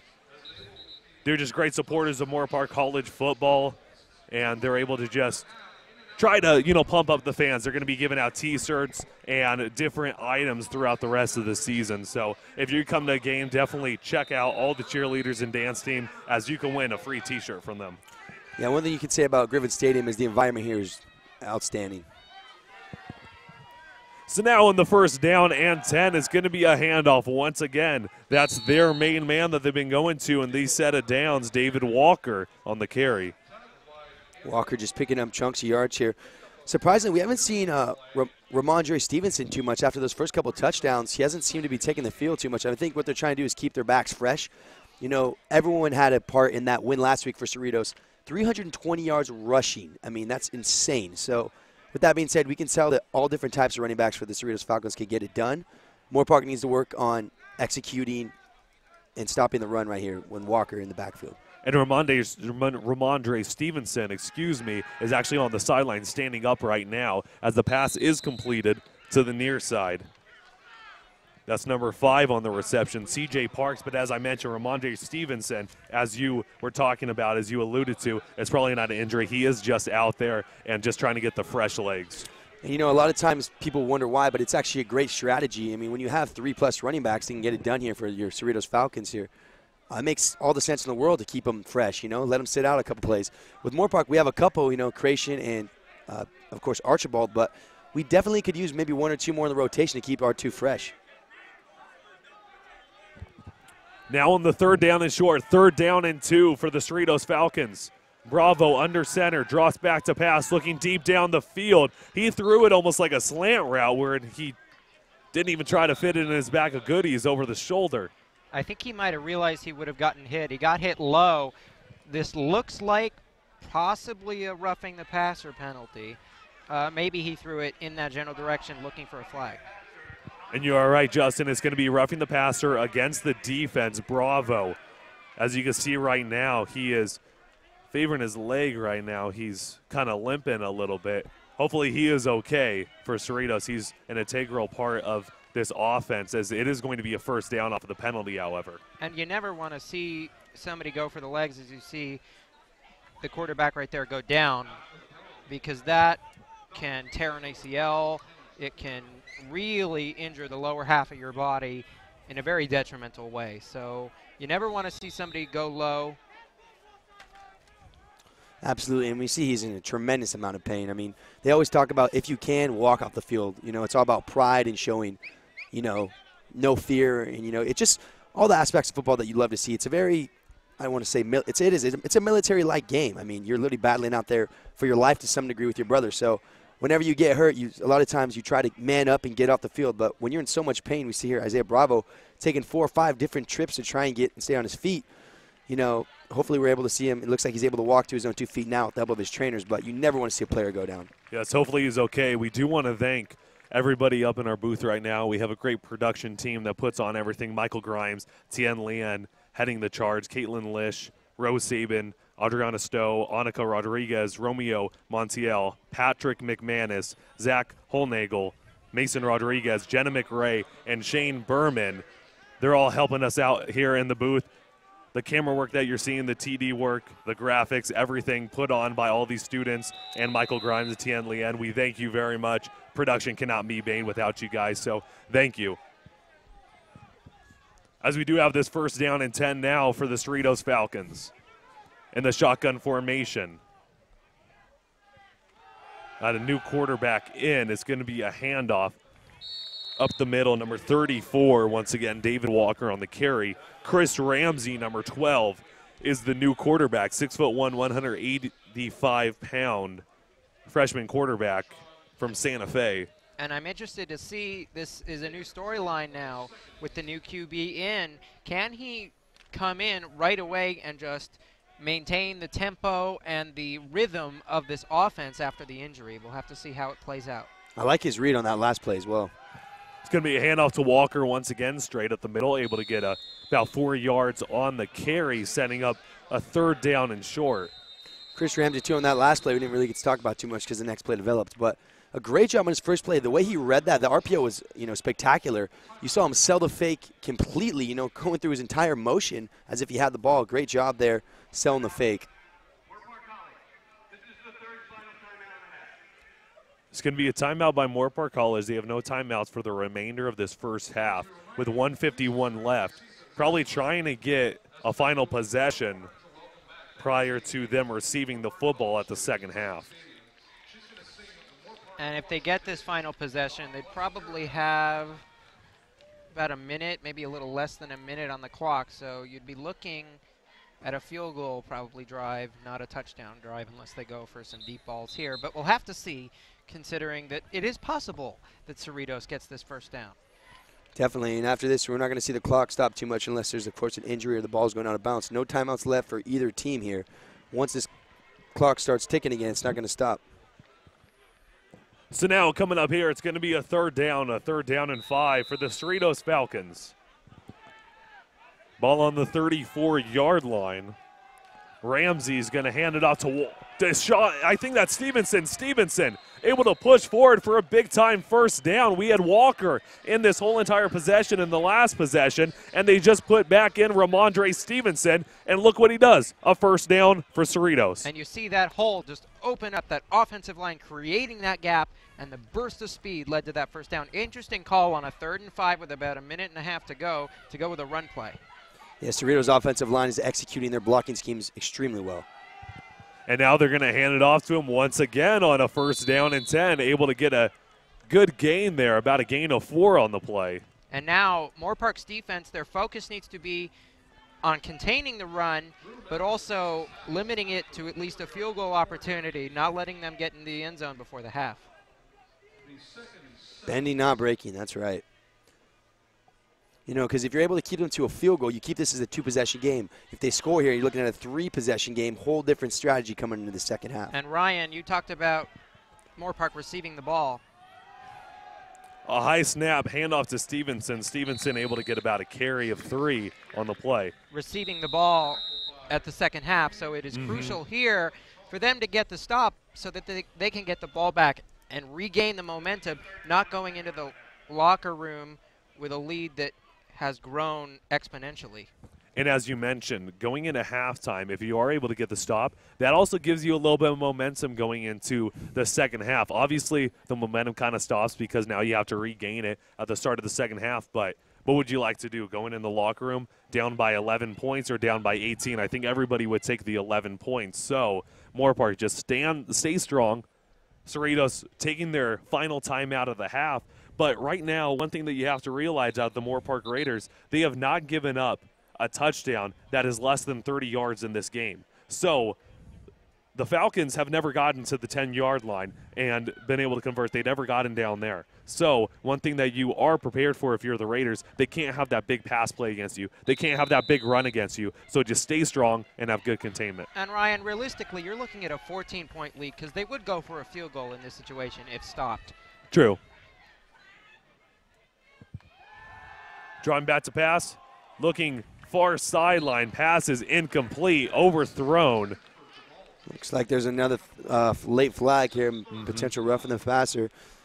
Cannot afford to be taking those at this time in the game. Well, the ball would have been uncatchable anyway. It is going to be roughing the passer against the defense. It's going to bring them most likely at the 5-yard line, and that's where they're going to place the ball. So it's going to be a 1st and goal. Ball at the 5. Knocking on the door of the end zone for the Falcons with 41 seconds left in the half. Got a whole new set of downs right now, a whole new set of life for the Cerritos offense. And, you know, the Moorpark defensive mentality is just completely changed after that play. You go from a potential, 3-and-out, or pardon me, 3-down territory. They're going for the field goal. They get that PI, and now they're looking at having to stop them for 4 more downs. So now on the 1st and goal, obvious running situation. They're going to pitch it to their back. That's Stevenson. Stevenson trying to get room outside, but nowhere to go. There are penalty flags littered on the field, however. Does look like Jalen Turner maybe got hit in the back or was held. Great job regardless. See him get to that outside level. Of course, he didn't make the play, but he, in a way, did make the play. Pushes him so that number 25 there for the Cerritos Falcons had to bounce it outside right there. That was Carl Odom right there having to push it outside. Great job by Jalen Turner making him bounce it out. And with that holding call, they're bringing it back even further. And then you contain the edge. You know, you talked about the roughing the passer penalty. The saving grace for Moorpark is that neither team has timeouts. So the only way the clock stops is, as you say, a penalty or an injury, which could help Moorpark in that respect. So now, technically, it's 1st down and goal once again, but ball's going to be placed at the 17-yard line. Correction, they're actually going to move back to the 18-yard line. 21-10, the score still stands. Cerritos Falcons in the lead. Extra blocker on the near side with the tight end. Drawing back to pass, looking far sideline, deep in the back corner of the end zone, is overthrown. It's going to be incomplete. And even if he caught that ball, he would have been well out of bounds. It led him to the corner of the end zone. So great coverage there by Moorpark's defensive backs. That was an outstanding job there, led by Landon Alatorre and looks like Gianni Di Arienzo. It's both coming up on that stop there. Terrific right there. Double covered, had nowhere to go with it. So great job. Yeah, I don't think you were going to see a Santonio Holmes-type catch for the Steelers in the back of the end zone on that play. Not on that play. But now with under 30 seconds left in the first half, 2nd down and goal at the 18. Going for the slant route is going to be incomplete, overthrown once again. Looked like he didn't really know what to do with that ball, kind of mixed in between 2 decisions. Just threw it over number 4 of the Cerritos Falcons there, C.J. Parks, and just underthrowing number 8 of the Cerritos Falcons there, Jacob Gasser. So when you have a quarterback that doesn't make up his decision, that's very crucial and can be, very advantageous for that defense, because when you're throwing in between 2 receivers, most likely the defense is going to come away with it. And very lucky for Moorpark, there was a patch open there to break some tackles. So overthrown play. Huge 3rd down right here. So with the 3rd down and goal, ball at the 18-yard line, under center, dropping back to pass, looking for the pass deep down the field on the far side is going to be incomplete. Good coverage by the Raiders. You saw he got his hands in right as the ball was coming and dislodged it from the receiver. It could have been a, jump ball there, and a great swat by the defensive back to not allow the catch into the end zone. And Gianni Di Lorenzo, someone we haven't talked about too much, he also had a great lights-out game. 6 recorded solo tackles last week, countless balls batted away, and fearless. Here comes the field goal attempt. It is up, and it is straight through the uprights. It is good.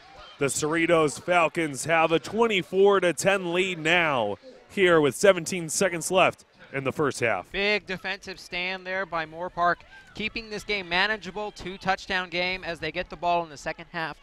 if we're looking to be extremely optimistic, the hope is that Moorpark can get a massive return and possibly set up a field goal with 17 seconds left, but let's not get ahead of ourselves, of course.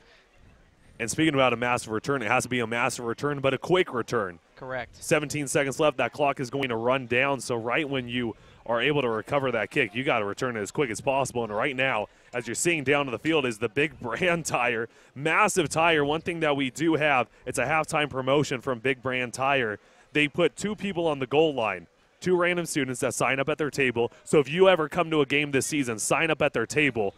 You will have the big inflated tire, and you will race to the 50-yard line. Both people from both goal lines racing to the 50. Whoever gets there first gets 4 free Goodyear tires. The other person gets a gift card to Big Brand Tire, so nobody loses in that situation. But I think all of us would love free tires. I would just fall over at that point.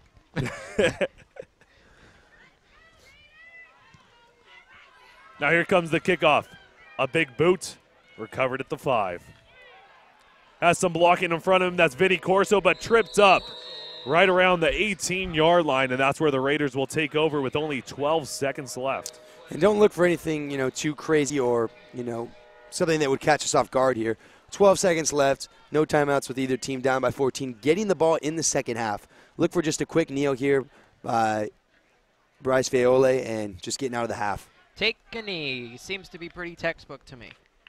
Also, it prevents from any turnovers at the 18-yard line. If the other team does get the ball, the clock will stop on a turnover, so they will have the ability to kick a field goal for Cerritos if they did have a turnover. So the knee is probably the best way to go. Just don't botch the snap. And there is the knee. So going into halftime, what are you guys' final thoughts of this first half, starting with Nick? I think that, Moorpark kind of built up towards the end here. They're able to get 3 points. They are going to get the ball in the second half. Defense is always coming up clutch. We've seen them a couple times here tonight with some huge stops. With that being said, they also do need to work on the run game, because when it comes to the run game, we are not being very clutch. We're being run all over the field with that. So between Stevenson, we've seen here with the Cerritos defense, Walker and Odom, all 3 of these running backs are definitely having their way with our defense for now. Now, second half is a brand new ball game. We're able to adjust right now, relax, let our bodies sit, think about, reflect what we can adjust, what we can work on, so we can come out in the second half with a better attitude. Our offense needs to get more in tune with our route running and our passes. Ultimately, we need to figure out who's going to be quarterback, whether it's Vaiole or, of course, number 16 with us, Ethan Polster. Offense looks anemic. We'll see what they do second half. So make sure that you stay tuned with us for the Raider halftime report. In just a few moments, we have Betty Jean and Hannah here for God Bless America. We'll be right back with the halftime show, so make sure that you stay tuned with us and second half action in just a bit here on the Raider live stream.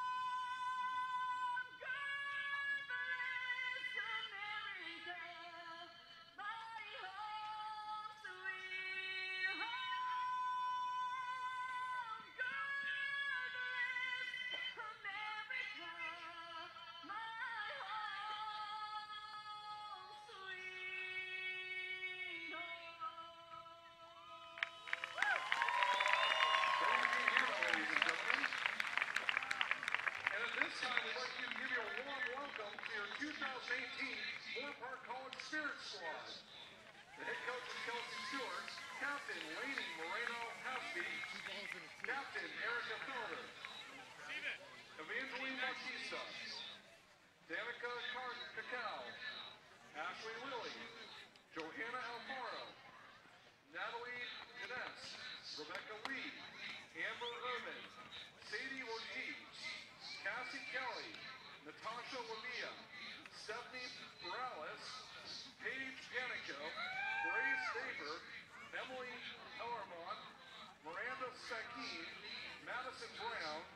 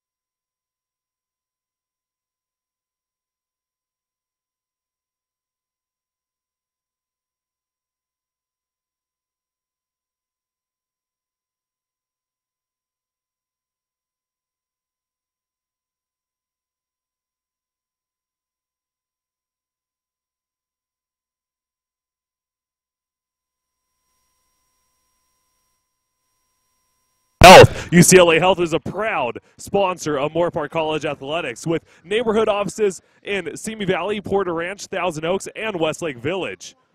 The very best care is now closer to you. UCLA Health, it begins with you.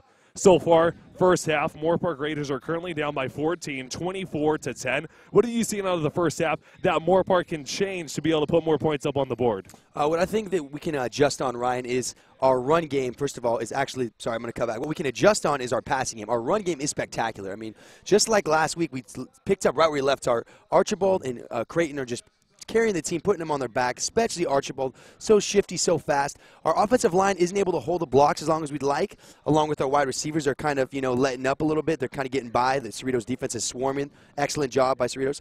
But what we need to adjust on ultimately is we need to figure out how to stop the run when it comes to our defense here. We saw Walker, we saw Odom, and of course we saw Stevenson running all up and down the field. These guys have next level speed that we haven't seen yet so far. Now, of course, we've only played Palomar before this, but Cerritos is definitely more of a challenge than we've seen with Palomar. With that being said, though, Moorpark definitely has the caliber, skill, and the mindset to get past Cerritos' team. We just need to come together more. If I'm Coach Stewart, I'm making adjustments on all sides of the ball. Special teams is actually the one spot that seems to be executing pretty well. We've seen on our kickoff team, they're able to swarm down. The wedges are keeping their composure. They're able to maintain, stay in their lanes for the most part. Steven Gomez, someone that we don't give enough credit to, is able to boot the ball. I mean, he's got hang time like we haven't seen. So when it comes to things we need to work on, we need to stop the run on defense. We need to work on keeping our zones when it comes to our coverages. And on offense, we need to get our passing game in tune. And Ramondre Stevenson, number 3, the running back for Cerritos Falcons. He's just been running amok on the defense. 78-yard rushing touchdown, then a 43-yard rushing touchdown. Both of those runs, I mean, it was just electrifying. Once he got the space, once he got wide open, he just turned on his wheels. He turned that nitro booster on and just took it all the way off. So with Moorpark, what are you hoping that they do to be able to maybe have more containment with Stevenson? Stevenson, most of his runs is more towards the outside. He's trying to get the speed. He's trying to get to the edge. So what can Moorpark do to maybe prevent that and be able to cut him off on those runs? I think we need to go to more of a blitz package scheme. I mean, when we crowd the box, we're able to put 8 in the box instead of 7 or 6. We're able to, crowd the box, one corner on each side and just have a single safety set. I think that we'll be able to have a lot more containment because, like you pointed out, great job pointing that out there. He's kind of like Archibald. Once he gets to the outside, he's gone. So if we're able to contain him, keep him inside the box, Moorpark's going to have a great job and a great time stopping that run. Every running back is different now. Walker, Odom, we see they all have their different kind of style, just like we have with our team. But when Stevenson, he seems to be the big factor. If we're able to lock him down, go a lot more to a blitz package, not play so much zone. We're very good at man. I think we're going to have a good job the second half. We're going to have a great time. Definitely, and I know, Nick, as we are having this little conversation, yes. You actually have some football experience. Yes, sir. Yep. So with having some football experience, how does it feel being out here, these Saturday night lights? Does it kind of have a little reminiscent factor with your high school football playing days? Yes. I did play football, all my life until college, and it's a blessing that you guys have been able to give me this opportunity to do this year. With that being said, it does remind me of a lot of those Friday night lights. I mean, you get those jitters, you hear the crowd scream. There's nothing like you get this adrenaline rush. It's something that you can't take for granted, and I don't think I ever will take for granted. So it's great to see these players. Of course, wins and losses, touchdown scores, injuries, all this is going to come in between. But just enjoying the moment and, having the best time that you possibly can out here with your brothers is something that you can't take for granted, and I know none of these guys do. One thing that I also like is when they have a spirit squad, such as Moorpark College has, when they have halftime activities such as the Big Brand Tire Push, and they have the Jersey Mike's kick, the little field goal kick that they do as well. Just getting everybody all together as a whole, the student body together, everybody like that. How can that affect a team saying, you have your fans here, but your fans, they're not just here, they're also excited to be here. They have those activities, and they're excited to see you as well. Exactly. I mean, there's nothing like playing at home. Of course, away games are the worst. So when you're able to play at home, it's just, it's the best feeling. You're coming out here, you see a lot more of your own family that's able to make the trips, friends, siblings, people in school, classmates, teachers. It's a great environment. We have a great cheer squad. The girls out there are excellent at what they do, so props to them as well. But, you just take it all in and you just enjoy every moment of it because, like we talked about, I mean, it's something that if you're able to put a helmet on under those lights, it's something that no one, I think, can quite understand unless you've been there. And it's just a great feeling. I think this environment that we have at Griffin Stadium in this community at Moorpark College is just excellent all around. So all these players are lucky enough to come out here and play for us, and we're lucky enough to have them out here, playing for us. Definitely, and it's always great to see. So what are some last takeaways going into this second half? Just some last takeaways that you've seen from the first half that could be changed in the second half? Like we kind of talked about, a little bit recap. Takeaways, we should definitely work on how to stop the run when it comes to our defense, controlling the run with Stevenson, Odom, and, a couple others like Walker. Offensively, we need to get in rhythm. We actually, I didn't talk about earlier, we need to figure out who our quarterback is going to be here. Okay. Now, the first couple weeks, you might be okay trying to figure it out, but I think by next week, we need to know who's starting. Because if you don't know who your QB1 is, how can you put the trust in the rest of the team? So figure out our quarterback situation, figure out our route running schemes. Our run game is the one thing that we have under control. So second half, come out with a lot more energy, a lot more fire, and we're going to take this game. That could also help with your chemistry with finding that number one quarterback. But thanks for the analysis, Nick. Thank you very much, everybody, for tuning in to your Raider Halftime Report here on the Halftime Show, sponsored by UCLA Health. It begins with you, a proud sponsor of Moorpark College Athletics with neighborhood offices in Simi Valley, Porter Ranch, Thousand Oaks, and Westlake Village. The very best care is now close to home. UCLA Health. So thank you very much, everybody, for tuning in to this halftime report. We'll be back in the booth in just a few moments. Once again, Ryan Ketchum, play-by-play commentator, with Nick Federico, color commentator analyst, and Justin Borsis, our other color commentator analyst, back in the booth. So make sure that you stay tuned with us here on the Raider live stream for your second half coverage.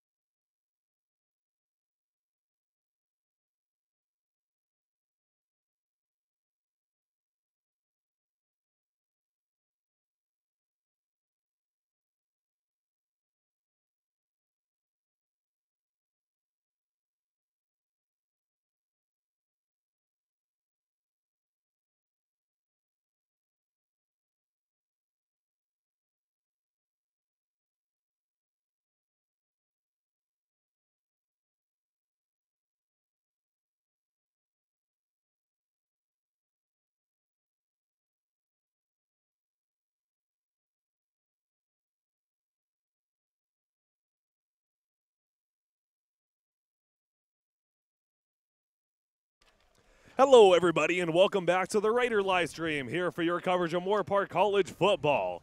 We have a 24-10 lead here for the Cerritos Falcons over the Moorpark Raiders. Once again, this is Ryan Ketchum, play-by-play commentator, joined alongside Nick Federico, color commentator analyst, and Justin Borses, color commentator analyst for you this evening. We're here at Griffin Stadium, where Moorpark Raiders, once again, as we mentioned, down by 14 right now. They're going to receive the ball at the start of the second half, however.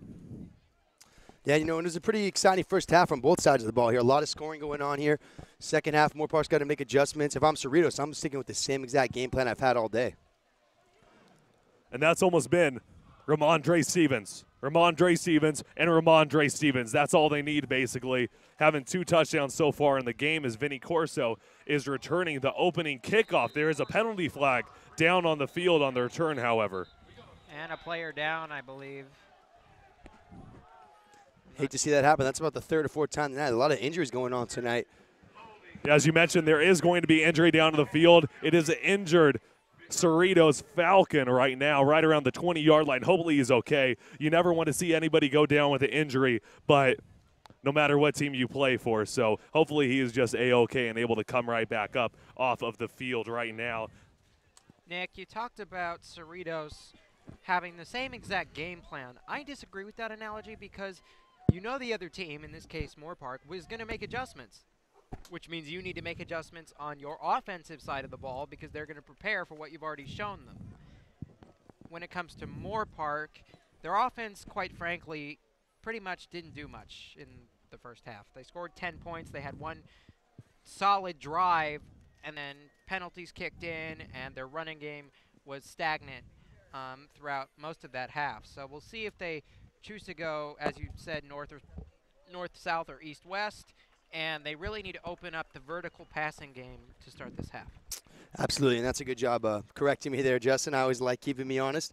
Yes, what I meant to say by that basically was the same type of game plan. But, of course, yes, Moorpark will adjust, and if they are able to adjust correctly, then Cerritos is going to have to switch it up.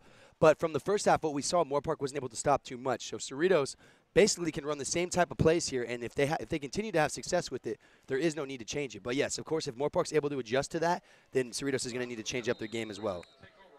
After the penalty is going to be against the Moorpark Raiders, so it's going to back them up all the way to their own 10-yard line. So first down and 10, ball on their own 10, trips on the near side on the right side of the formation on the bottom of your screen. Viole in a quarterback. It's going to be a handoff to Creation. He's going to get a pretty nice run just behind the 20-yard line for about a 9-yard first down carry. The hole opened up on that left side right there. Great vision, good blocking on that first play of this half, and we'll see if Moorpark can capitalize on that. Absolutely. Creighton right there coming up with a nice first down, setting the statement earlier that they're going to come out, pop you right back in the mouth. 9-yard gain. Nice job to keep this offense live, eager, and ready to go. So now setting up a second down and short, a second down and 1 to be exact. Viole looking near side. Pass is going to be completed to Colliard. Colliard able to get a good gain past the 30. Is going to be a first down for the Raiders. And correct me if I'm wrong here, guys, but I'm pretty sure that's Colliard's first reception of the game here. It's a target that was detrimental in the first game of the season here. Going to be something that you need to watch all year long. This kid has some of the best hands on the team. If they're able to keep feeding him the ball, they're going to have a lot of success in this game.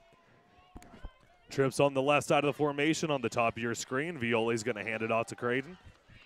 He's able to get a few yards on the carry. Actually, you're going to mark him down for about a 1-yard gain.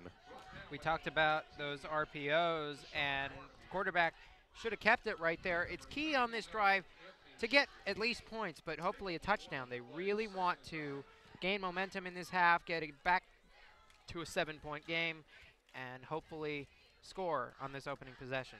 Absolutely. It is very key that they're able to do something here and not just get a 3 and out or, make a couple drives and get off the field. Creation in motion. It's going to be a sweep pass concept. Able to get the reception down at about the 41-yard line. And that was a perfectly thrown ball there by Bryce Viole. You saw him right there. He led him perfectly with the swing route. What the swing route is designed to do is hit him in stride, but just barely. You don't want to lead him too out in the open because, of course, that's when collisions can happen and occur, and you don't want to throw it too far behind because then it can be incomplete or even worse, a fumble. So that was a perfect job of leading him in the numbers, but just barely. So it led him right into the catch. And that was one of Moorpark's successful schemes last week. So now on the 3rd and short, it's going to be a 3rd down and 4. Gratian gets the handoff once again, but he's going to be dropped back for about a 2-yard loss. But going back to the previous play with Viole, one thing that I did like to see out of him is he didn't throw it behind him. He made sure to back up far enough where it was basically almost passing it on the same yard marker as he was at, so it wasn't a lateral, so there was no chance of incompletion turning into a fumble, which was a good decision by Viole. I don't exactly know why you choose to run the ball on that possession. You're having early success with the passing game, and you, in a medium situation, choose to run it towards the sideline, and I think it's just a unrhythmic, if that is the right word, call in this situation. It's going to be a dead ball on the punting situation. It was a 4th down and 6 that we were looking at. There's going to be a delay of game against the offense. That's going to mark them back another 5 yards. You see right there, they're taking no risks here. Rather have the protection than they have the coverage right there. You see they have 3 deep back there. We got Mike Monette back there, along with a couple other Moorpark players there. Number 32 with that Moorpark team right there coming in with Mike Monette, number 32. Gillip, Pentoya as well. You know, we have a lot of extra coverage coming back here. You can tell that Moorpark's just trying to play it safe. They don't care. And the punt is actually going to be blocked. It's going to be recovered. I don't know why he didn't try to stay on his feet, because he would have actually had a touchdown right there. But number 9, Theron Landeros, came up with the punt block recovery. But as I mentioned, it's not the NFL. You can't roll on the ground and not be touched and still roll into the end zone. So the ball's going to be placed at about the 2-yard line. I think it was the excitement of the play mixed with his forward momentum. He was already going down as he was scooping up the ball. So there was no time to recover his footing to walk into the end zone. And it's not necessarily a bad move considering you're down at the 2 and your offense is back on the field ready to punch it in. It's not a bad move. Just trying to pick it apart, but right now, Cerritos' offense, 1st and goal at the 2-yard line, knocking on the door of the end zone. Great play by the special teams, however. There's that guy again, Stevenson. He runs in, and it is going to be a touchdown, Cerritos. That's his 3rd rushing touchdown of the game. That's exactly what you didn't want for Moorpark. Sorry there, Nick. And you wanted to start that opening drive strong, and all of a sudden you get a punt block, and the other team scores 6, and you create a bigger hole for yourself. Yeah, and Stevenson is having a day today. I mean, 3rd touchdown of the day. In the first half alone, he had 188 yards. He's knocking on the door of 200 if he doesn't already have it. So Stevenson is definitely that X factor that Moorpark can't seem to come up with an answer to. The PAT is up, and it is straight through the uprights. It is good. We have a 31-10 lead, a 21-point lead here for the Cerritos Falcons over the Moorpark Raiders, as Stevenson, the running back, Ramondre Stevenson, number 3, he has a 73-yard rushing touchdown in the 2nd drive of the game. He had another 43-yard rushing touchdown in the 4th drive of the game. And now in the 1st drive of the 2nd half for the Cerritos Falcons, he's able to score a 2-yard rushing touchdown. And in reality, the offense needs to start clicking for Moorpark here, because if they don't score at least 1 touchdown in this quarter, it's a very steep hill to climb down 21 going into a 4th. So the offense needs to stop making miscues. The special teams hasn't played horribly all night. They played well. But the offense really needs to get clicking starting on this drive.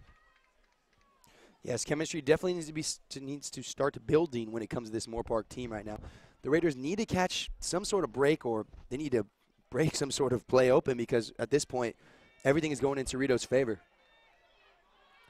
So now here comes the kick return.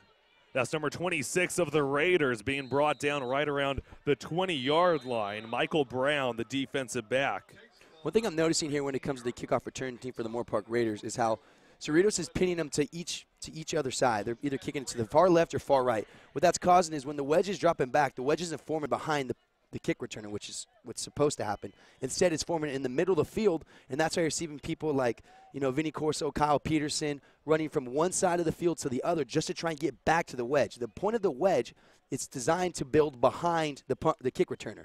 So when you kick it to the side of the field, the wedge has to adjust that. Instead, they're sitting in the middle, and that's why these guys are having to run 10, 15 yards before they even get behind the wedge. It's causing a loss of yardage. Bryce Viole, the quarterback out here for the Moorpark Raiders. 11:37 left in the third quarter. Drawing back to pass, looking near sideline. Pass is going to be thrown incomplete. The struggle here is that both quarterbacks, we've seen two today, neither of them can form the identity of this offense. And you really don't know who to go with because neither of them have played horrible. But when nothing is really going right, you say, well, let's sub one in, but then let's sub another one in second half. And it's kind of hard to decide how you want to run your offense at this point. Now in the second down and 12, it was a fake handoff to Corso, a handoff straight at the middle to Creation, and he's able to get about a 3-yard gain on the carry. A little extra contact after the play, however. No penalty flags out just yet. Yeah, I'm surprised. I couldn't see the number there, but someone on the Cerritos defense kind of standing over one of our players there for the Moorpark offense. Never like to see that. Surprised the flag wasn't thrown there. Looked to be number 70 on our Moorpark offense, Brian Woodard, the 6'6" O-lineman, 295. You never like to see when someone's dogging someone out like that. It's not necessary, and you don't need that in the game. But on the other side, Moorpark can't let the frustration get to them, and all of a sudden they're in a chippy game, and an unsportsmanlike conduct is called, and it pushes them back another 15 yards. Absolutely. One thing that we should point out, too, we talked about this running back rotation, how it's pretty much only Archibald and Creation. Eddie and Bada, who's still on the team, has not been seen at all. He was hurt the first couple games, though. Viole drawn back to pass, looking far sideline. Pass is thrown in the dirt and is going to be incomplete. Wide open receiver, and yet another underthrown ball. Viole really needs to start making accurate throws, going right into the chest of the wide receivers. Didn't seem to be any pressure there either. He might just be in his head. A lot of times, some of these great athletes we see here, you start to see them get in a slump, and it's all confidence. Ryan and I were talking about it during the halftime show, I should say. Yeah, pardon me. The halftime show, how confidence is everything, and if you can't carry confidence within yourself, how are you supposed to execute for your players around you?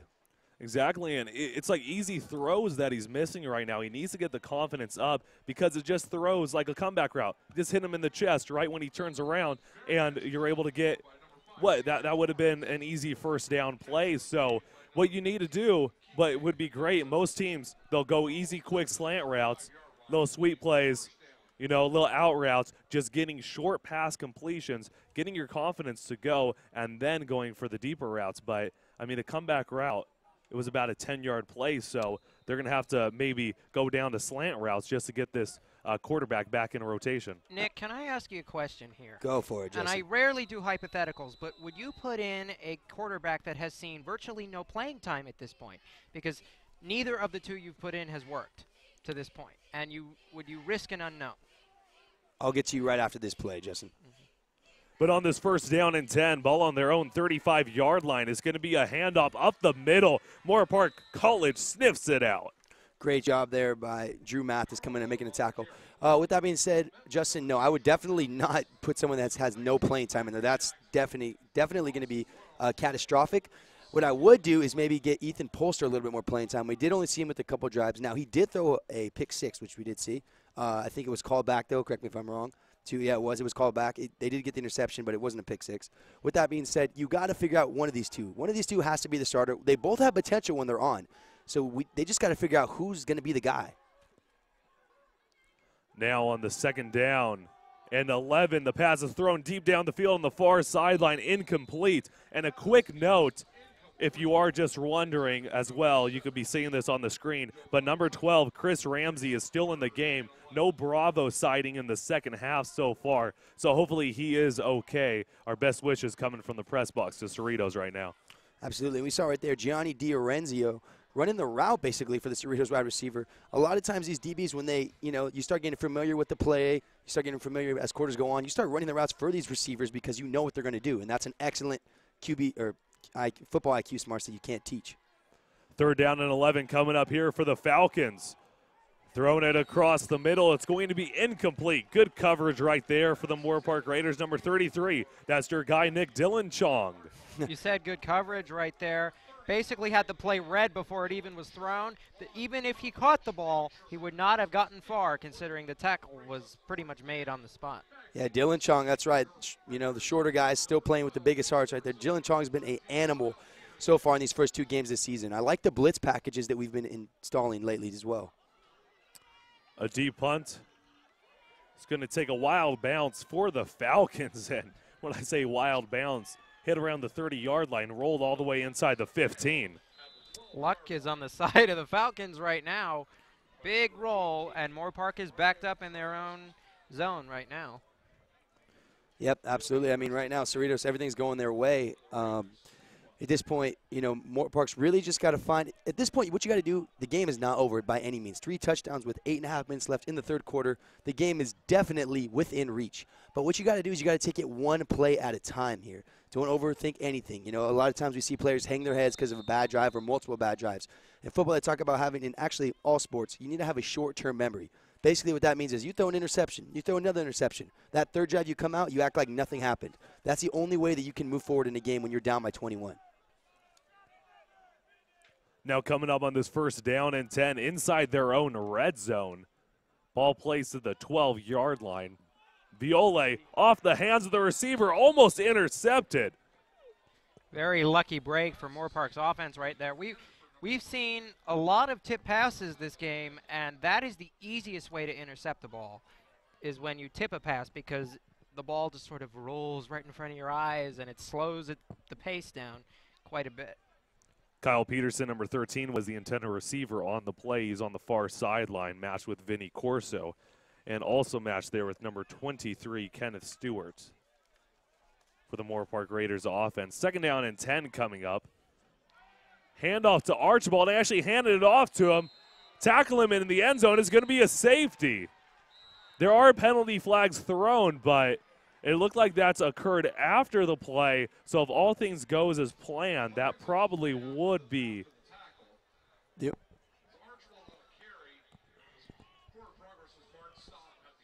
That's what I was about to say there, Ryan. Yeah. Okay, so yeah, with forward progress. You yeah. saw his legs. Once at a certain point in football, when you get gang tackled like that, 5, 6, 7 yards down the field, they're going to stop the play or stop the ball where they saw that you were, making a push. It is going to be a personal foul against the defense, but good catch there. So just like that, would look to be a safety. He's now going to go for a 1st down, and that's the kind of luck that you were talking about, Justin, that needs to go in our favor. So a safety turning into a 1st down is a good play in anybody's book, I think. Nice elbow tap on the luck right there. Hopefully that actually, gives some charm to the Moorpark offense, as they really need to get this running game going right now. Absolutely. They have to execute on these penalties, and Cerritos was able to do it so far this game. One way that you win football games, of course, there's multiple aspects that go into it, but you got to execute on these penalties. So with this free give me is what we call it, Moorpark's got to do something to show that there's some life left right here. 1st down and 10 coming up here for the Moorpark Raiders. Ball on their own 23-yard line. 8:39 left in the 3rd quarter. 31-10 lead here for the Cerritos Falcons over the Moorpark Raiders. We talk about gifts.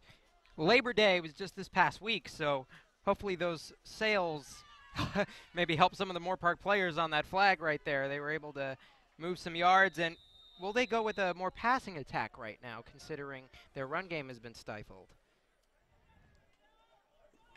Viole in the shotgun formation.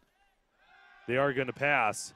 Pressure coming. Throws it deep down the field to Colliard. Colliard almost coming up with a top 10 play type reception, but it's going to fall incomplete. Let's give some props to the quarterback right there. He took a shot and was able to really lob that ball downfield. He saw the player coming, and I'm sure he said to himself, I'm going to take this hit, so I better chuck this thing as best I can. He high point the ball and almost made the catch, basically only where his receiver could get it.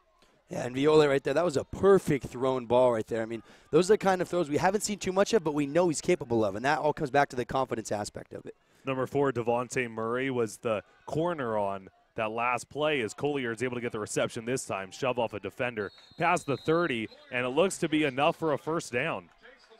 Great job right there. We were talking about earlier, you feed Curtis Collier the ball, like a lot of these other receivers, but especially Curtis Collier, who's got hops like we haven't seen before and definitely has some great pair of hands. He's going to pick up some first downs for you that are needed.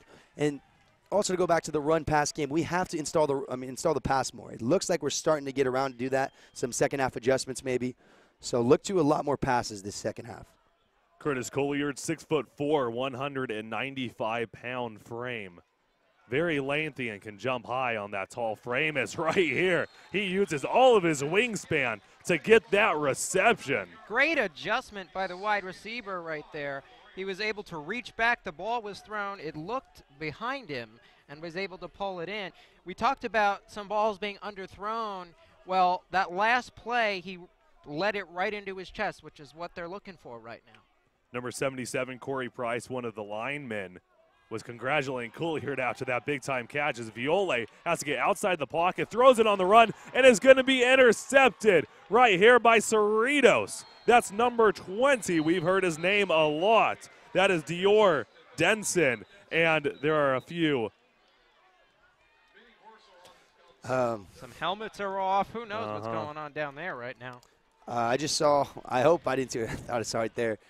Number 62, Caleb White, laying in a little bit extra nudge there after the tackle.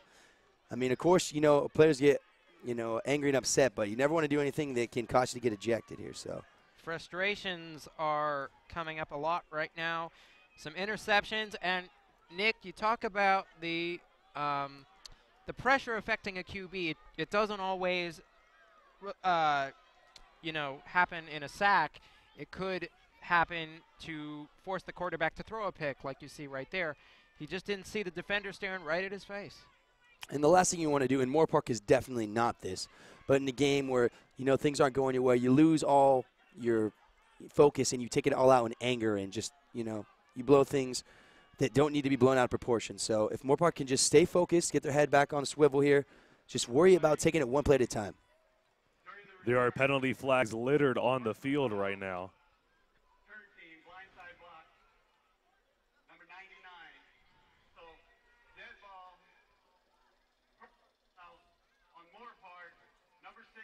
There's going to be 2 personal fouls that occur on this play, one from the defense and one from the offense. One quick note, Ethan Postler, number 16, quarterback for Moorpark College, is getting in some reps right now on the sideline.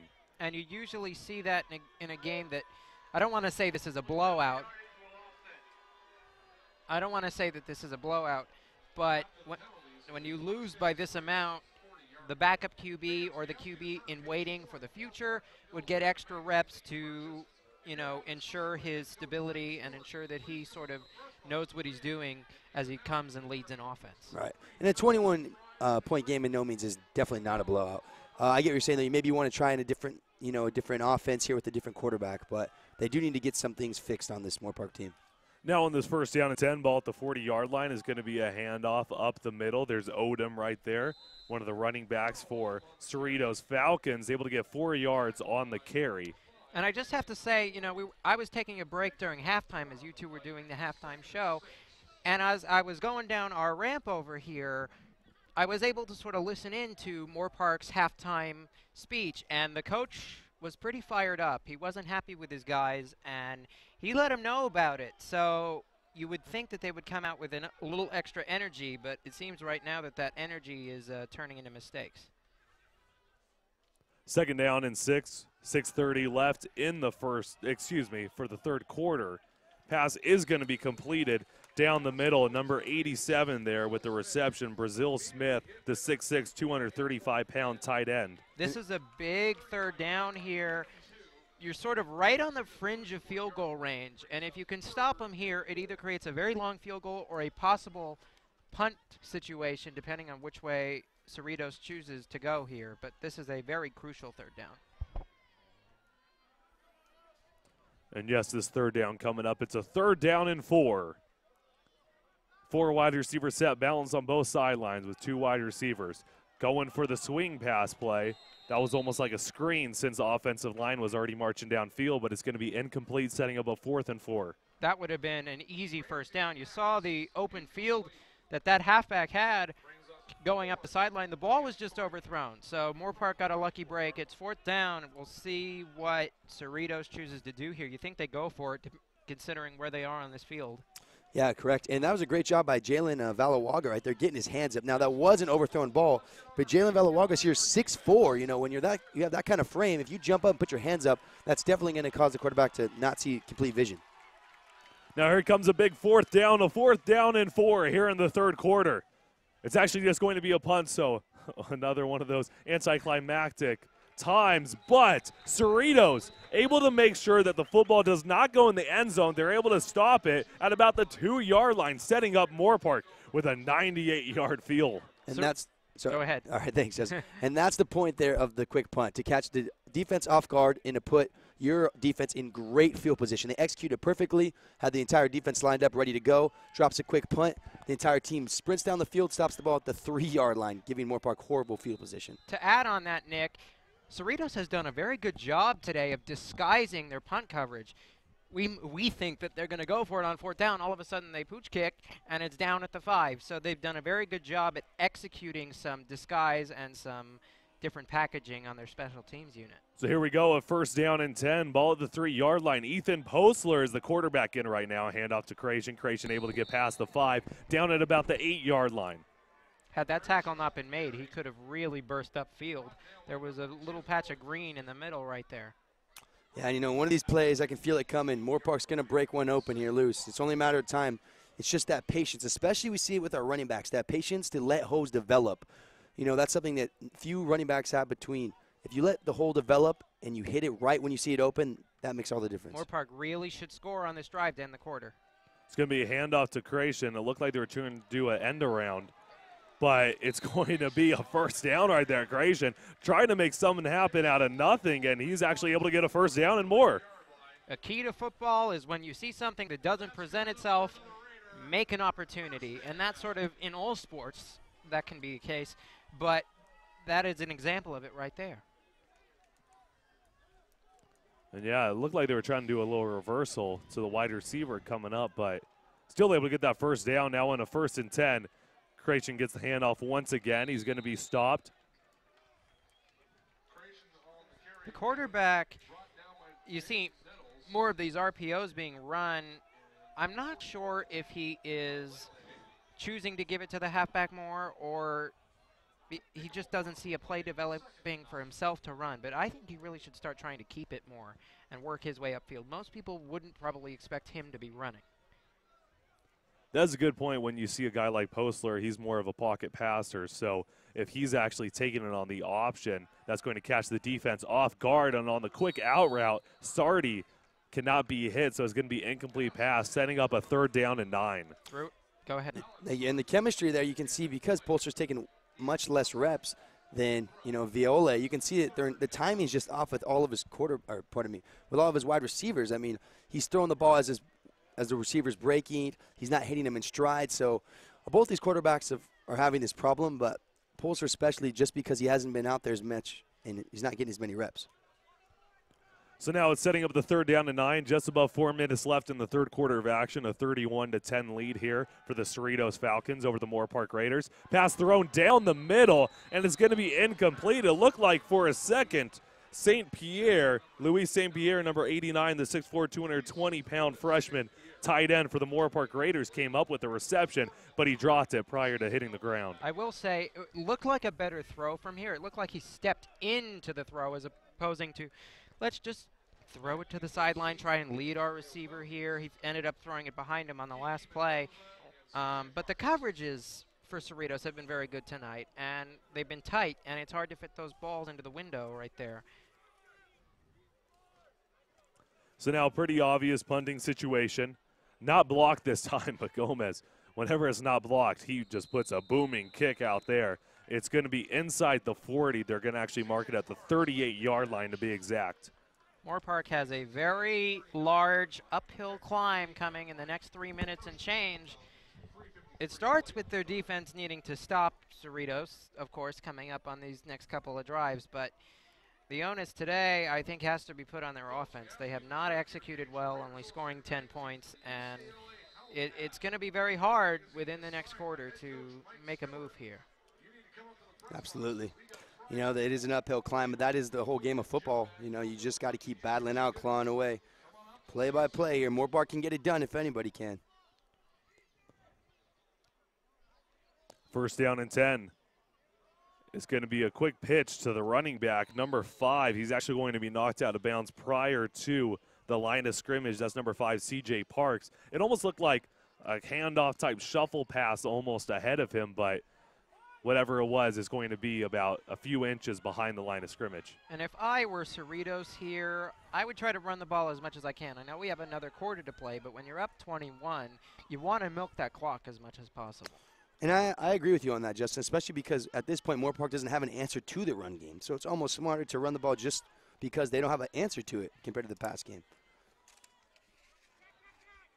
So now on this 2nd and 10, pass thrown is going to be completed right there. Number 7 has some daylight in front of him. Tackled out of bounds. No penalty flags thrown down. Javon Tucker with the reception. A lot of missed tackles today.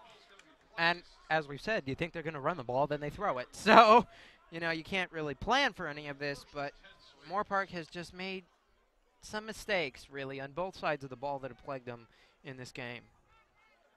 Absolutely. And, you know, some of those underthrown balls can sometimes work to a receiver's advantage. You saw right there for the Cerritos, number 7, Javon Tucker, able to just catch and use that momentum to take them back into play. So now that sets up a first down and 10. Run pass option, the quarterback, nice job on keeping the football, able to march forward for a first down for the Falcons. That was number 12, once again, Chris Ramsey. Most people don't know that the quarterback would be running the ball, so a very good decision by the quarterback right there to get a big chunk of yards. 1st and 10 as we head to 2.5 left in this quarter. And as you guys were talking about, no answer to the run game. Why not just run once, as Justin was mentioning, and milks the clock? And as you were mentioning as well, Nick, it also, they can't stop it, so why not do it? And as you were mentioning, Stevenson is now back in the game. Ramondre Stevenson able to get about a 2-yard carry on the first down play. And may I say, Ryan, to piggyback off that point you just made, I really don't think they've had an answer to much today. Not just the run game, but the pass game as well. I mean, they've given the quarterback plenty of time. For the most part, the passers are short, giving them open field to run. I just don't think there's really been an answer. You see 31 points on the board to much today in this game.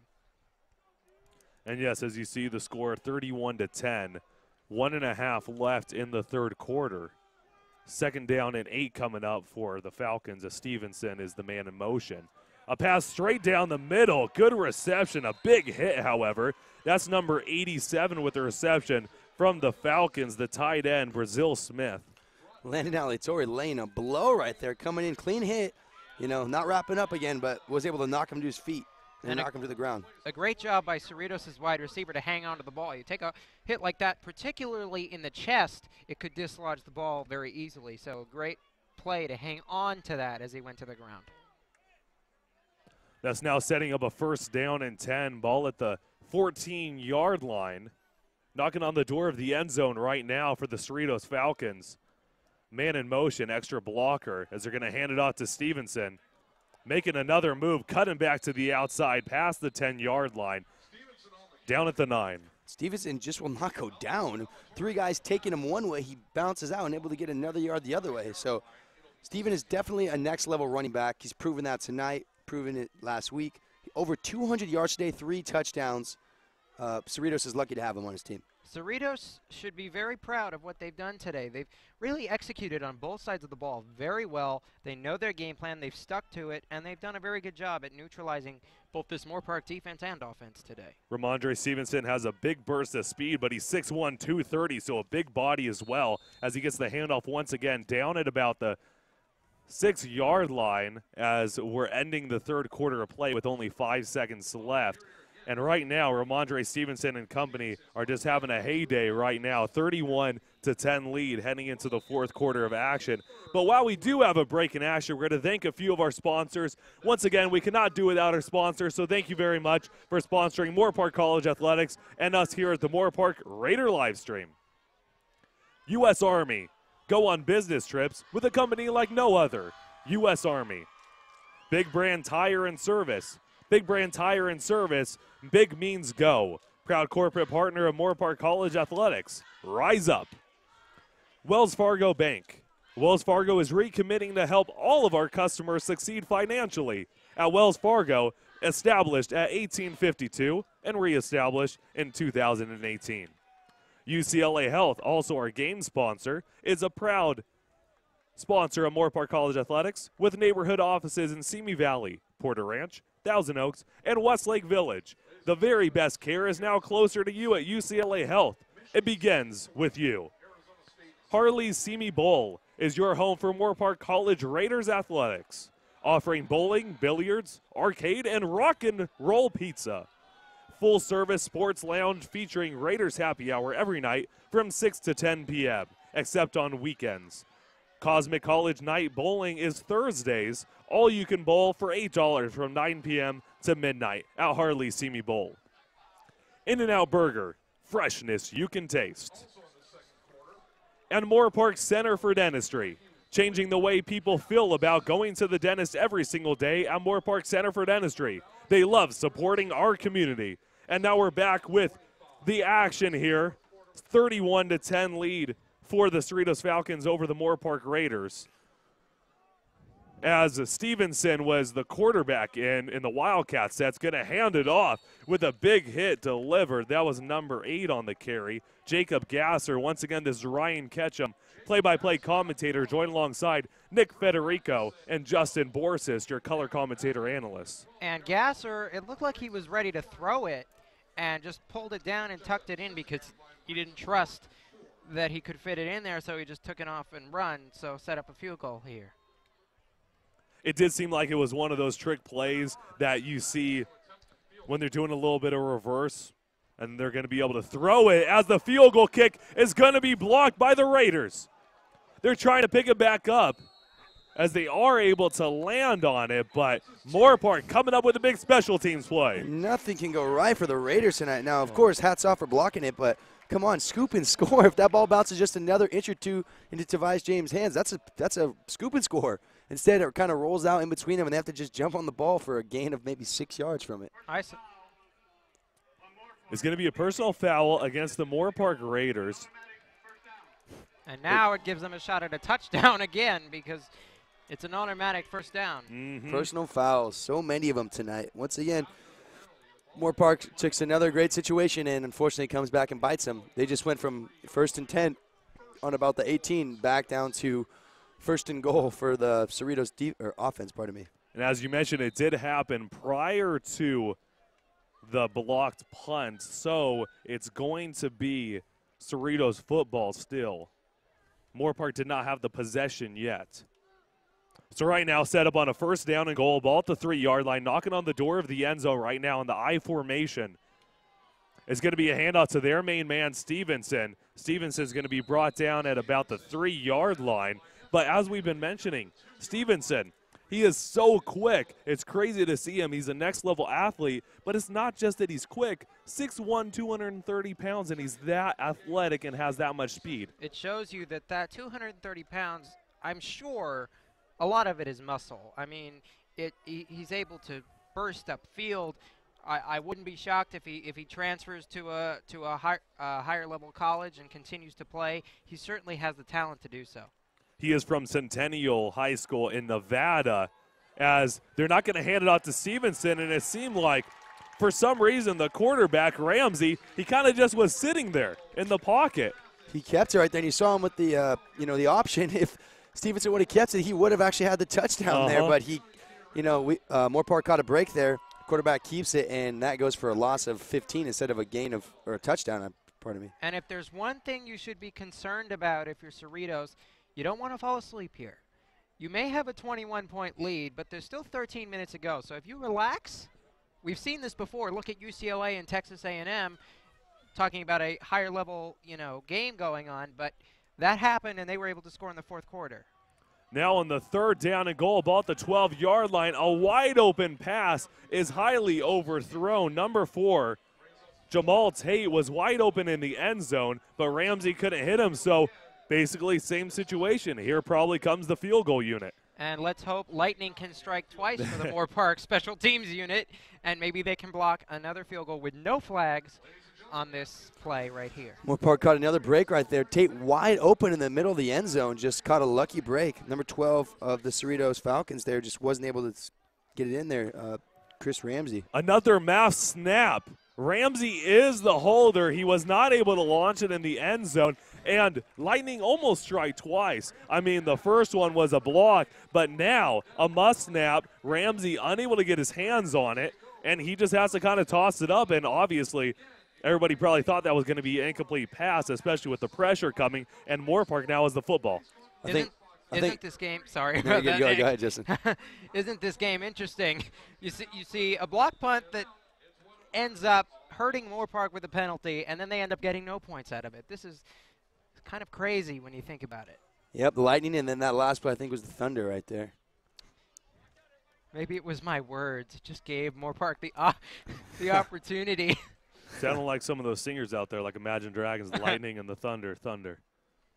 So now on the 1st down and 10, Postler looking outside. Pass is going to be completed to Colliard, able to get out at about the 20-yard line. And what you're looking to do on a drive like this is to go up-tempo, try and conserve the clock, get out of bounds, and score quickly so that you're able to get more possessions as this quarter goes along. I like it. So now, 2nd down and 2 coming up. 12.5 minutes left in the game. Moorpark College with the football. Once again, Ethan Postler, number 16, is the quarterback in the shotgun formation.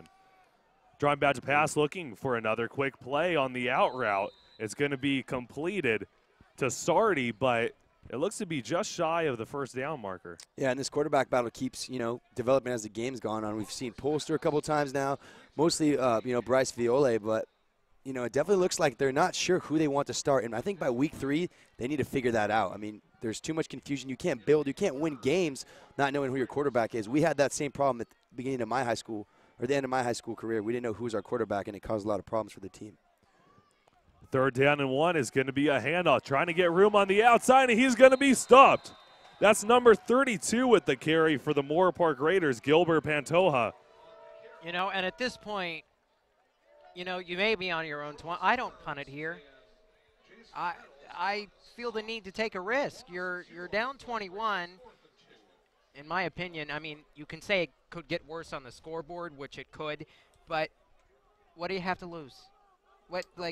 You need to get some points on and it seems like they're doing that at this point. Absolutely. Get some more reps in there, maybe build some chemistry. You never know. Get this 1st down, keep this drive alive. 4th down and 2, trips on the left side of the formation. Postler stepping up in the pocket, can't find anybody, rolls out, pass. Looks like it's going to be completed, and it will be for a 1st down with Colliard.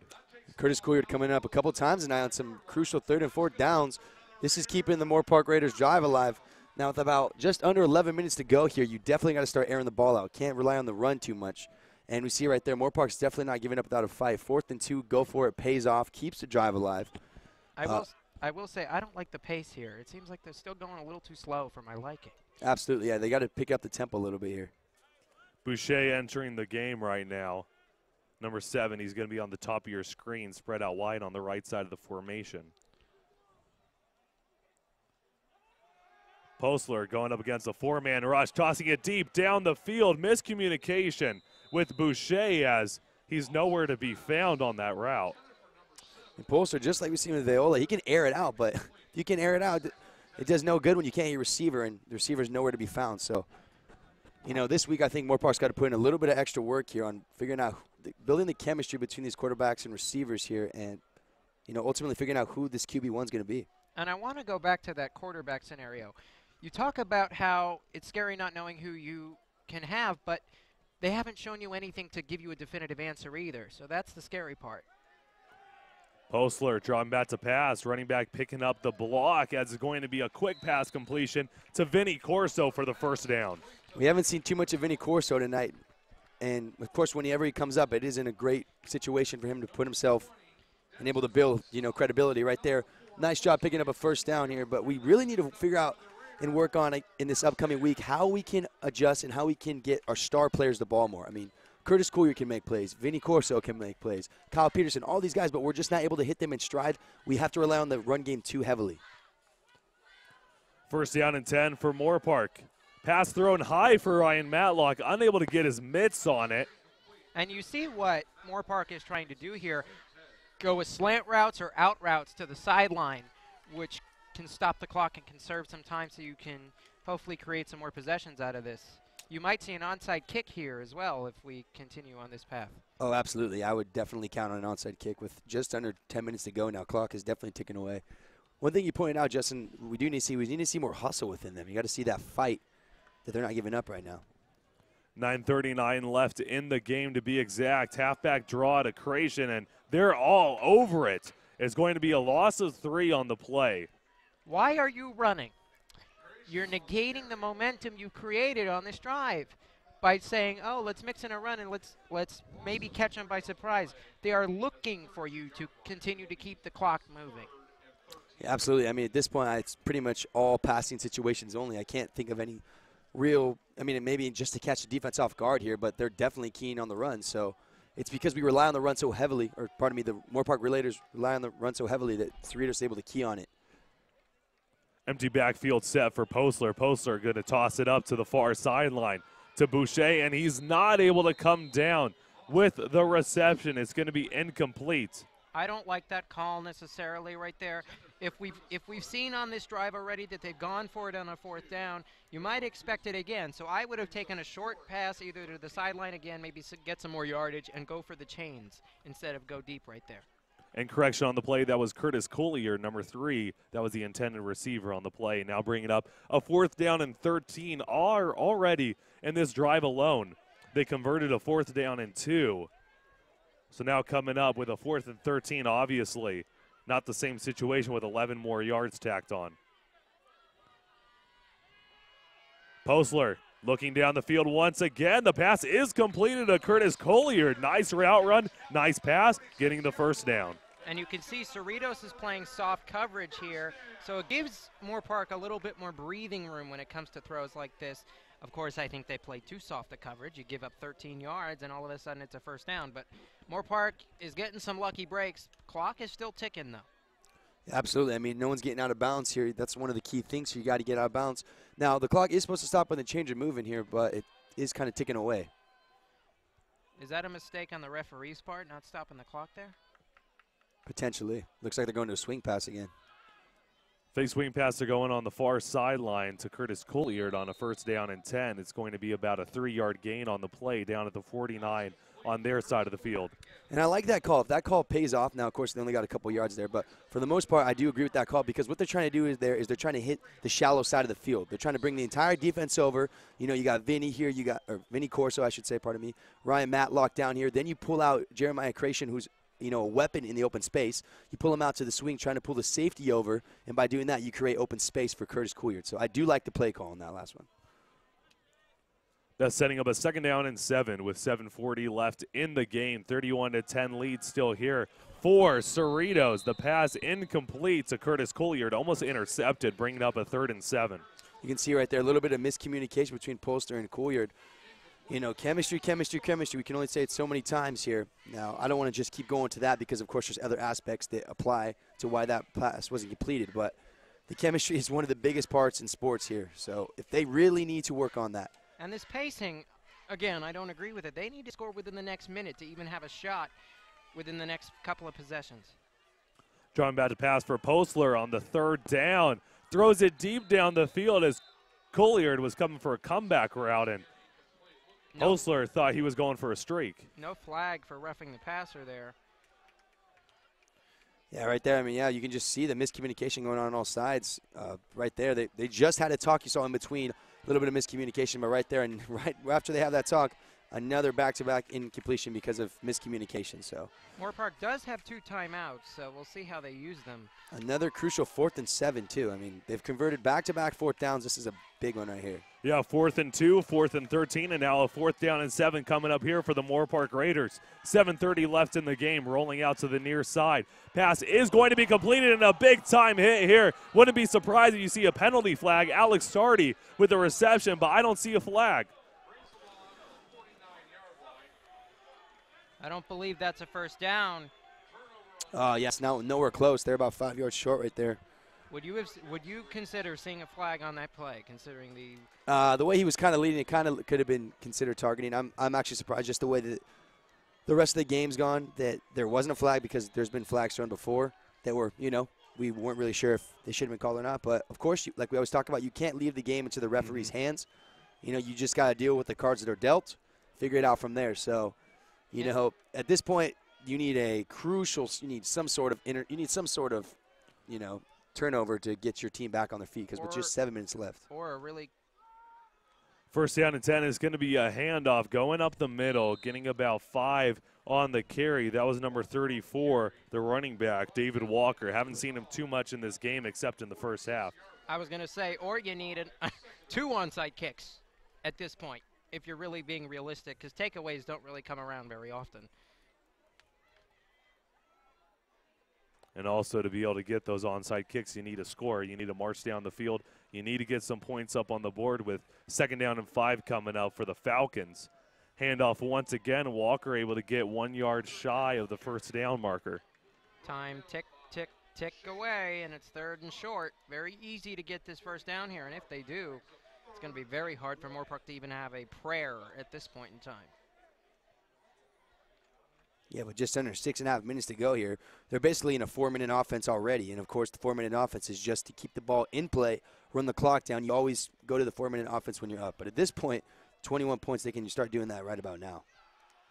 6:15 left in the game. Walker gets the handoff once again past the first down marker. It's going to be a 1st and 10 coming up for the Cerritos Falcons. And why not?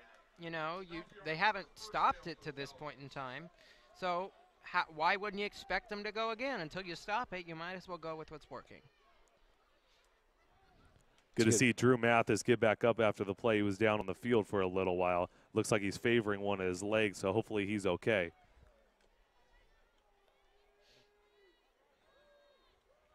And now the 1st down and 10 coming up for the Falcons. Time continually tick off, especially with this rushing style of offense. But they're going for the pass. They're going for the deep ball. Deep down the field on the far sideline. Pass is incomplete. And number 9 there for the Cerritos Falcons, that was Eric Renfro just flying down there. I mean, he did have Diani Orenzo beat right there. You saw him just get the outside edge. And a lot of these wide receivers, once you get that outside edge, it's almost impossible for the DB to catch up. So, great route running. Quarterback just overthrew him by a 1/2 inch right there. Just a little bit overthrown there by Gramsey. I do like that play call, however, because they're going to expect a run. I mean, it's very aggressive, though. You kind of want to be able to run up the score a little bit if you're Cerritos with a play like that. But at least for getting the defense off guard, that was a good play call. On the 2nd down, though, they were able to get about a 1 yard, a 1.5 yard rush. And I'm not afraid at this point to say that this game is called. I mean, you have about 5 minutes to go. There's no way Moorpark can come back at this point, especially with the way they're running the ball, which I assume they will either do again here or try to go for the sticks and really try and put this game away. On the 3rd down and 8, under 5 minutes left, penalty flag thrown. Jalen Ramsey seems to believe that it's against the offense on a false start, and yes, it will be, bringing them back 5 yards, so it's going to be a 3rd down and 13. Now, I would really run it here, considering the fact that you're 13 yards behind the chains. You got about 4 minutes to go. At this point, I wouldn't go for the sticks. You're behind the chains, and you want to run the clock down further. So we saw right there, yeah, I mean, just that little movement. It's going to stop the clock for its time being, and now it's restarting, of course. Cerritos has all the time in the world. They're going to let this probably run down. I wouldn't be surprised to let it run down to about 5 seconds. think that's going to be an illegal motion. You can't have two guys motion at the same time right there. I'd be surprised if it was something else. And that penalty flag is thrown down on the field, as you do see, with just about 4.5 minutes left, but they're actually going to be calling off the penalty. As you see, when the referee he puts his flag in the air, he kind of waves it, he's waving off the penalty. 4:22 and counting. See what Cerritos does here. 3rd and 13, extra blocker in the tight end position on the left side of the formation. They're going for a deep pass play, and it's almost intercepted by the Raiders running into each other. And if you're Cerritos, that's exactly what you don't do there, because that's what you risk, throwing a pick with about 4 minutes to go, which is why you, if it were me, run the football. Maintain the lead. Maintain your momentum as this game ends.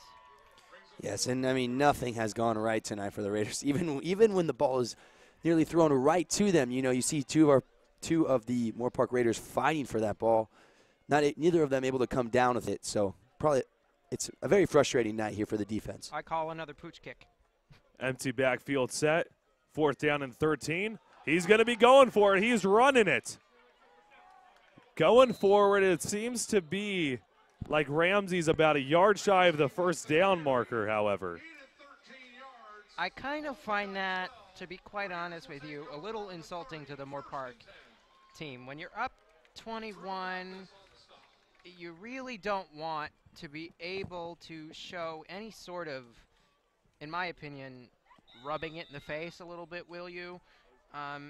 You know, it's not great field position, but you'd want to pin it back. You want to be able to, that sort of thing. So I don't necessarily agree with that choice of call right there. Yeah, and you got a trips right set single back.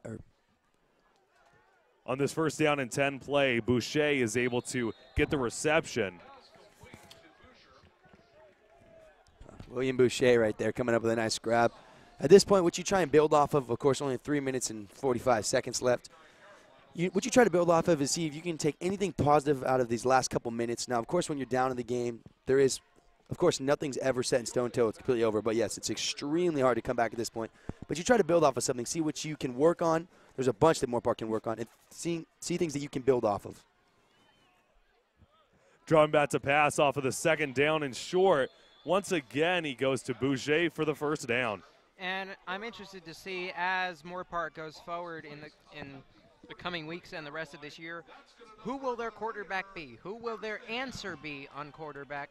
And really, for their entire offense, they need a leader, and they don't have a clear one, which is, I think, part of the reason they are not only down 21, but they've lost games of this margin lately.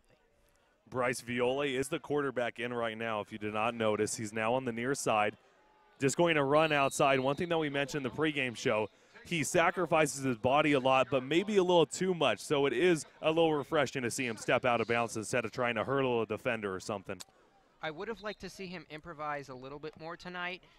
He got hit hard the last game, which to me, part of that, and I'm not trying to speculate, but it could be in his head, because you saw him improvise a little bit more, and it would have been nice to see him do that as the pressure was coming tonight. Now dropping back to pass off of the 2nd down and 8. Viole has nowhere to go. He's going to pass it deep down the field, and it's going to be incomplete. That was number 81, one of the new wide receivers here for Moorpark College, Jalil Lipkin. That was the intended receiver on the play. And that's part of what I mean. You see him roll out. It gives him more room, able to survey the field and make a calm throw. Plays like that, I think, should have happened tonight. I felt like it was more skeletal, if that makes any sense. More, there wasn't fluidity going on within the offense. I get what you're saying, Justin. Now in the 3rd and 7, nowhere to go. It's going to be a screen pass play to Creation. Creation trying to make something happen. He's going to be able to get a 1st down, it looks like. He's right down by the marker, and it seems like they are going to motion him for the 1st down. And as you want to end this game, it would be nice to get a score to make yourselves feel a little bit better as we head into next week as well. Absolutely. That's what we were talking about. Just, build a little bit of confidence before you come back next week. Never think about, these losses, they come a dime a dozen, but so do wins. So, Moorpark's going to come out just that more fired up for next week's game. after coming off this loss tonight. Same formation as the last play. Trips on the far side, on the right side of the formation. Pass is overthrown and is going to set up a 2nd down and 10. They've thrown them high, they've thrown them low. We haven't seen any in the middle tonight. So, it's unfortunately, more of the same for Moorpark. No consistency throughout this game. Yes, and, Viola, he needs a lot more time in the pocket now. A couple of these throws, he has had time. He's overthrown them, underthrown them. But he has been having a lot of pressure on him tonight. And, of course, when your quarterback has pressure, he's not going to be able to step up in the box and, deliver these spirals that we have seen him do time and time again. One thing that I've seen out of Viola with the offensive line, they've been doing pretty well when he's able to stay inside the pocket. Viola passes incomplete to Boucher off of the 5-man rush. But Viola, when the ball snapped and he automatically gets outside of the pocket, that sets the offensive line up in a bad position, and then that gets it where the pressure is probably automatic. It's going to come, especially on that strong side defensive end. He's going to be right there, and he's going to be able to sack the quarterback. So if he stays in the pocket maybe just a little bit, and then when the pressure gets to him, escape the pocket, then that might be a better situation for Viola.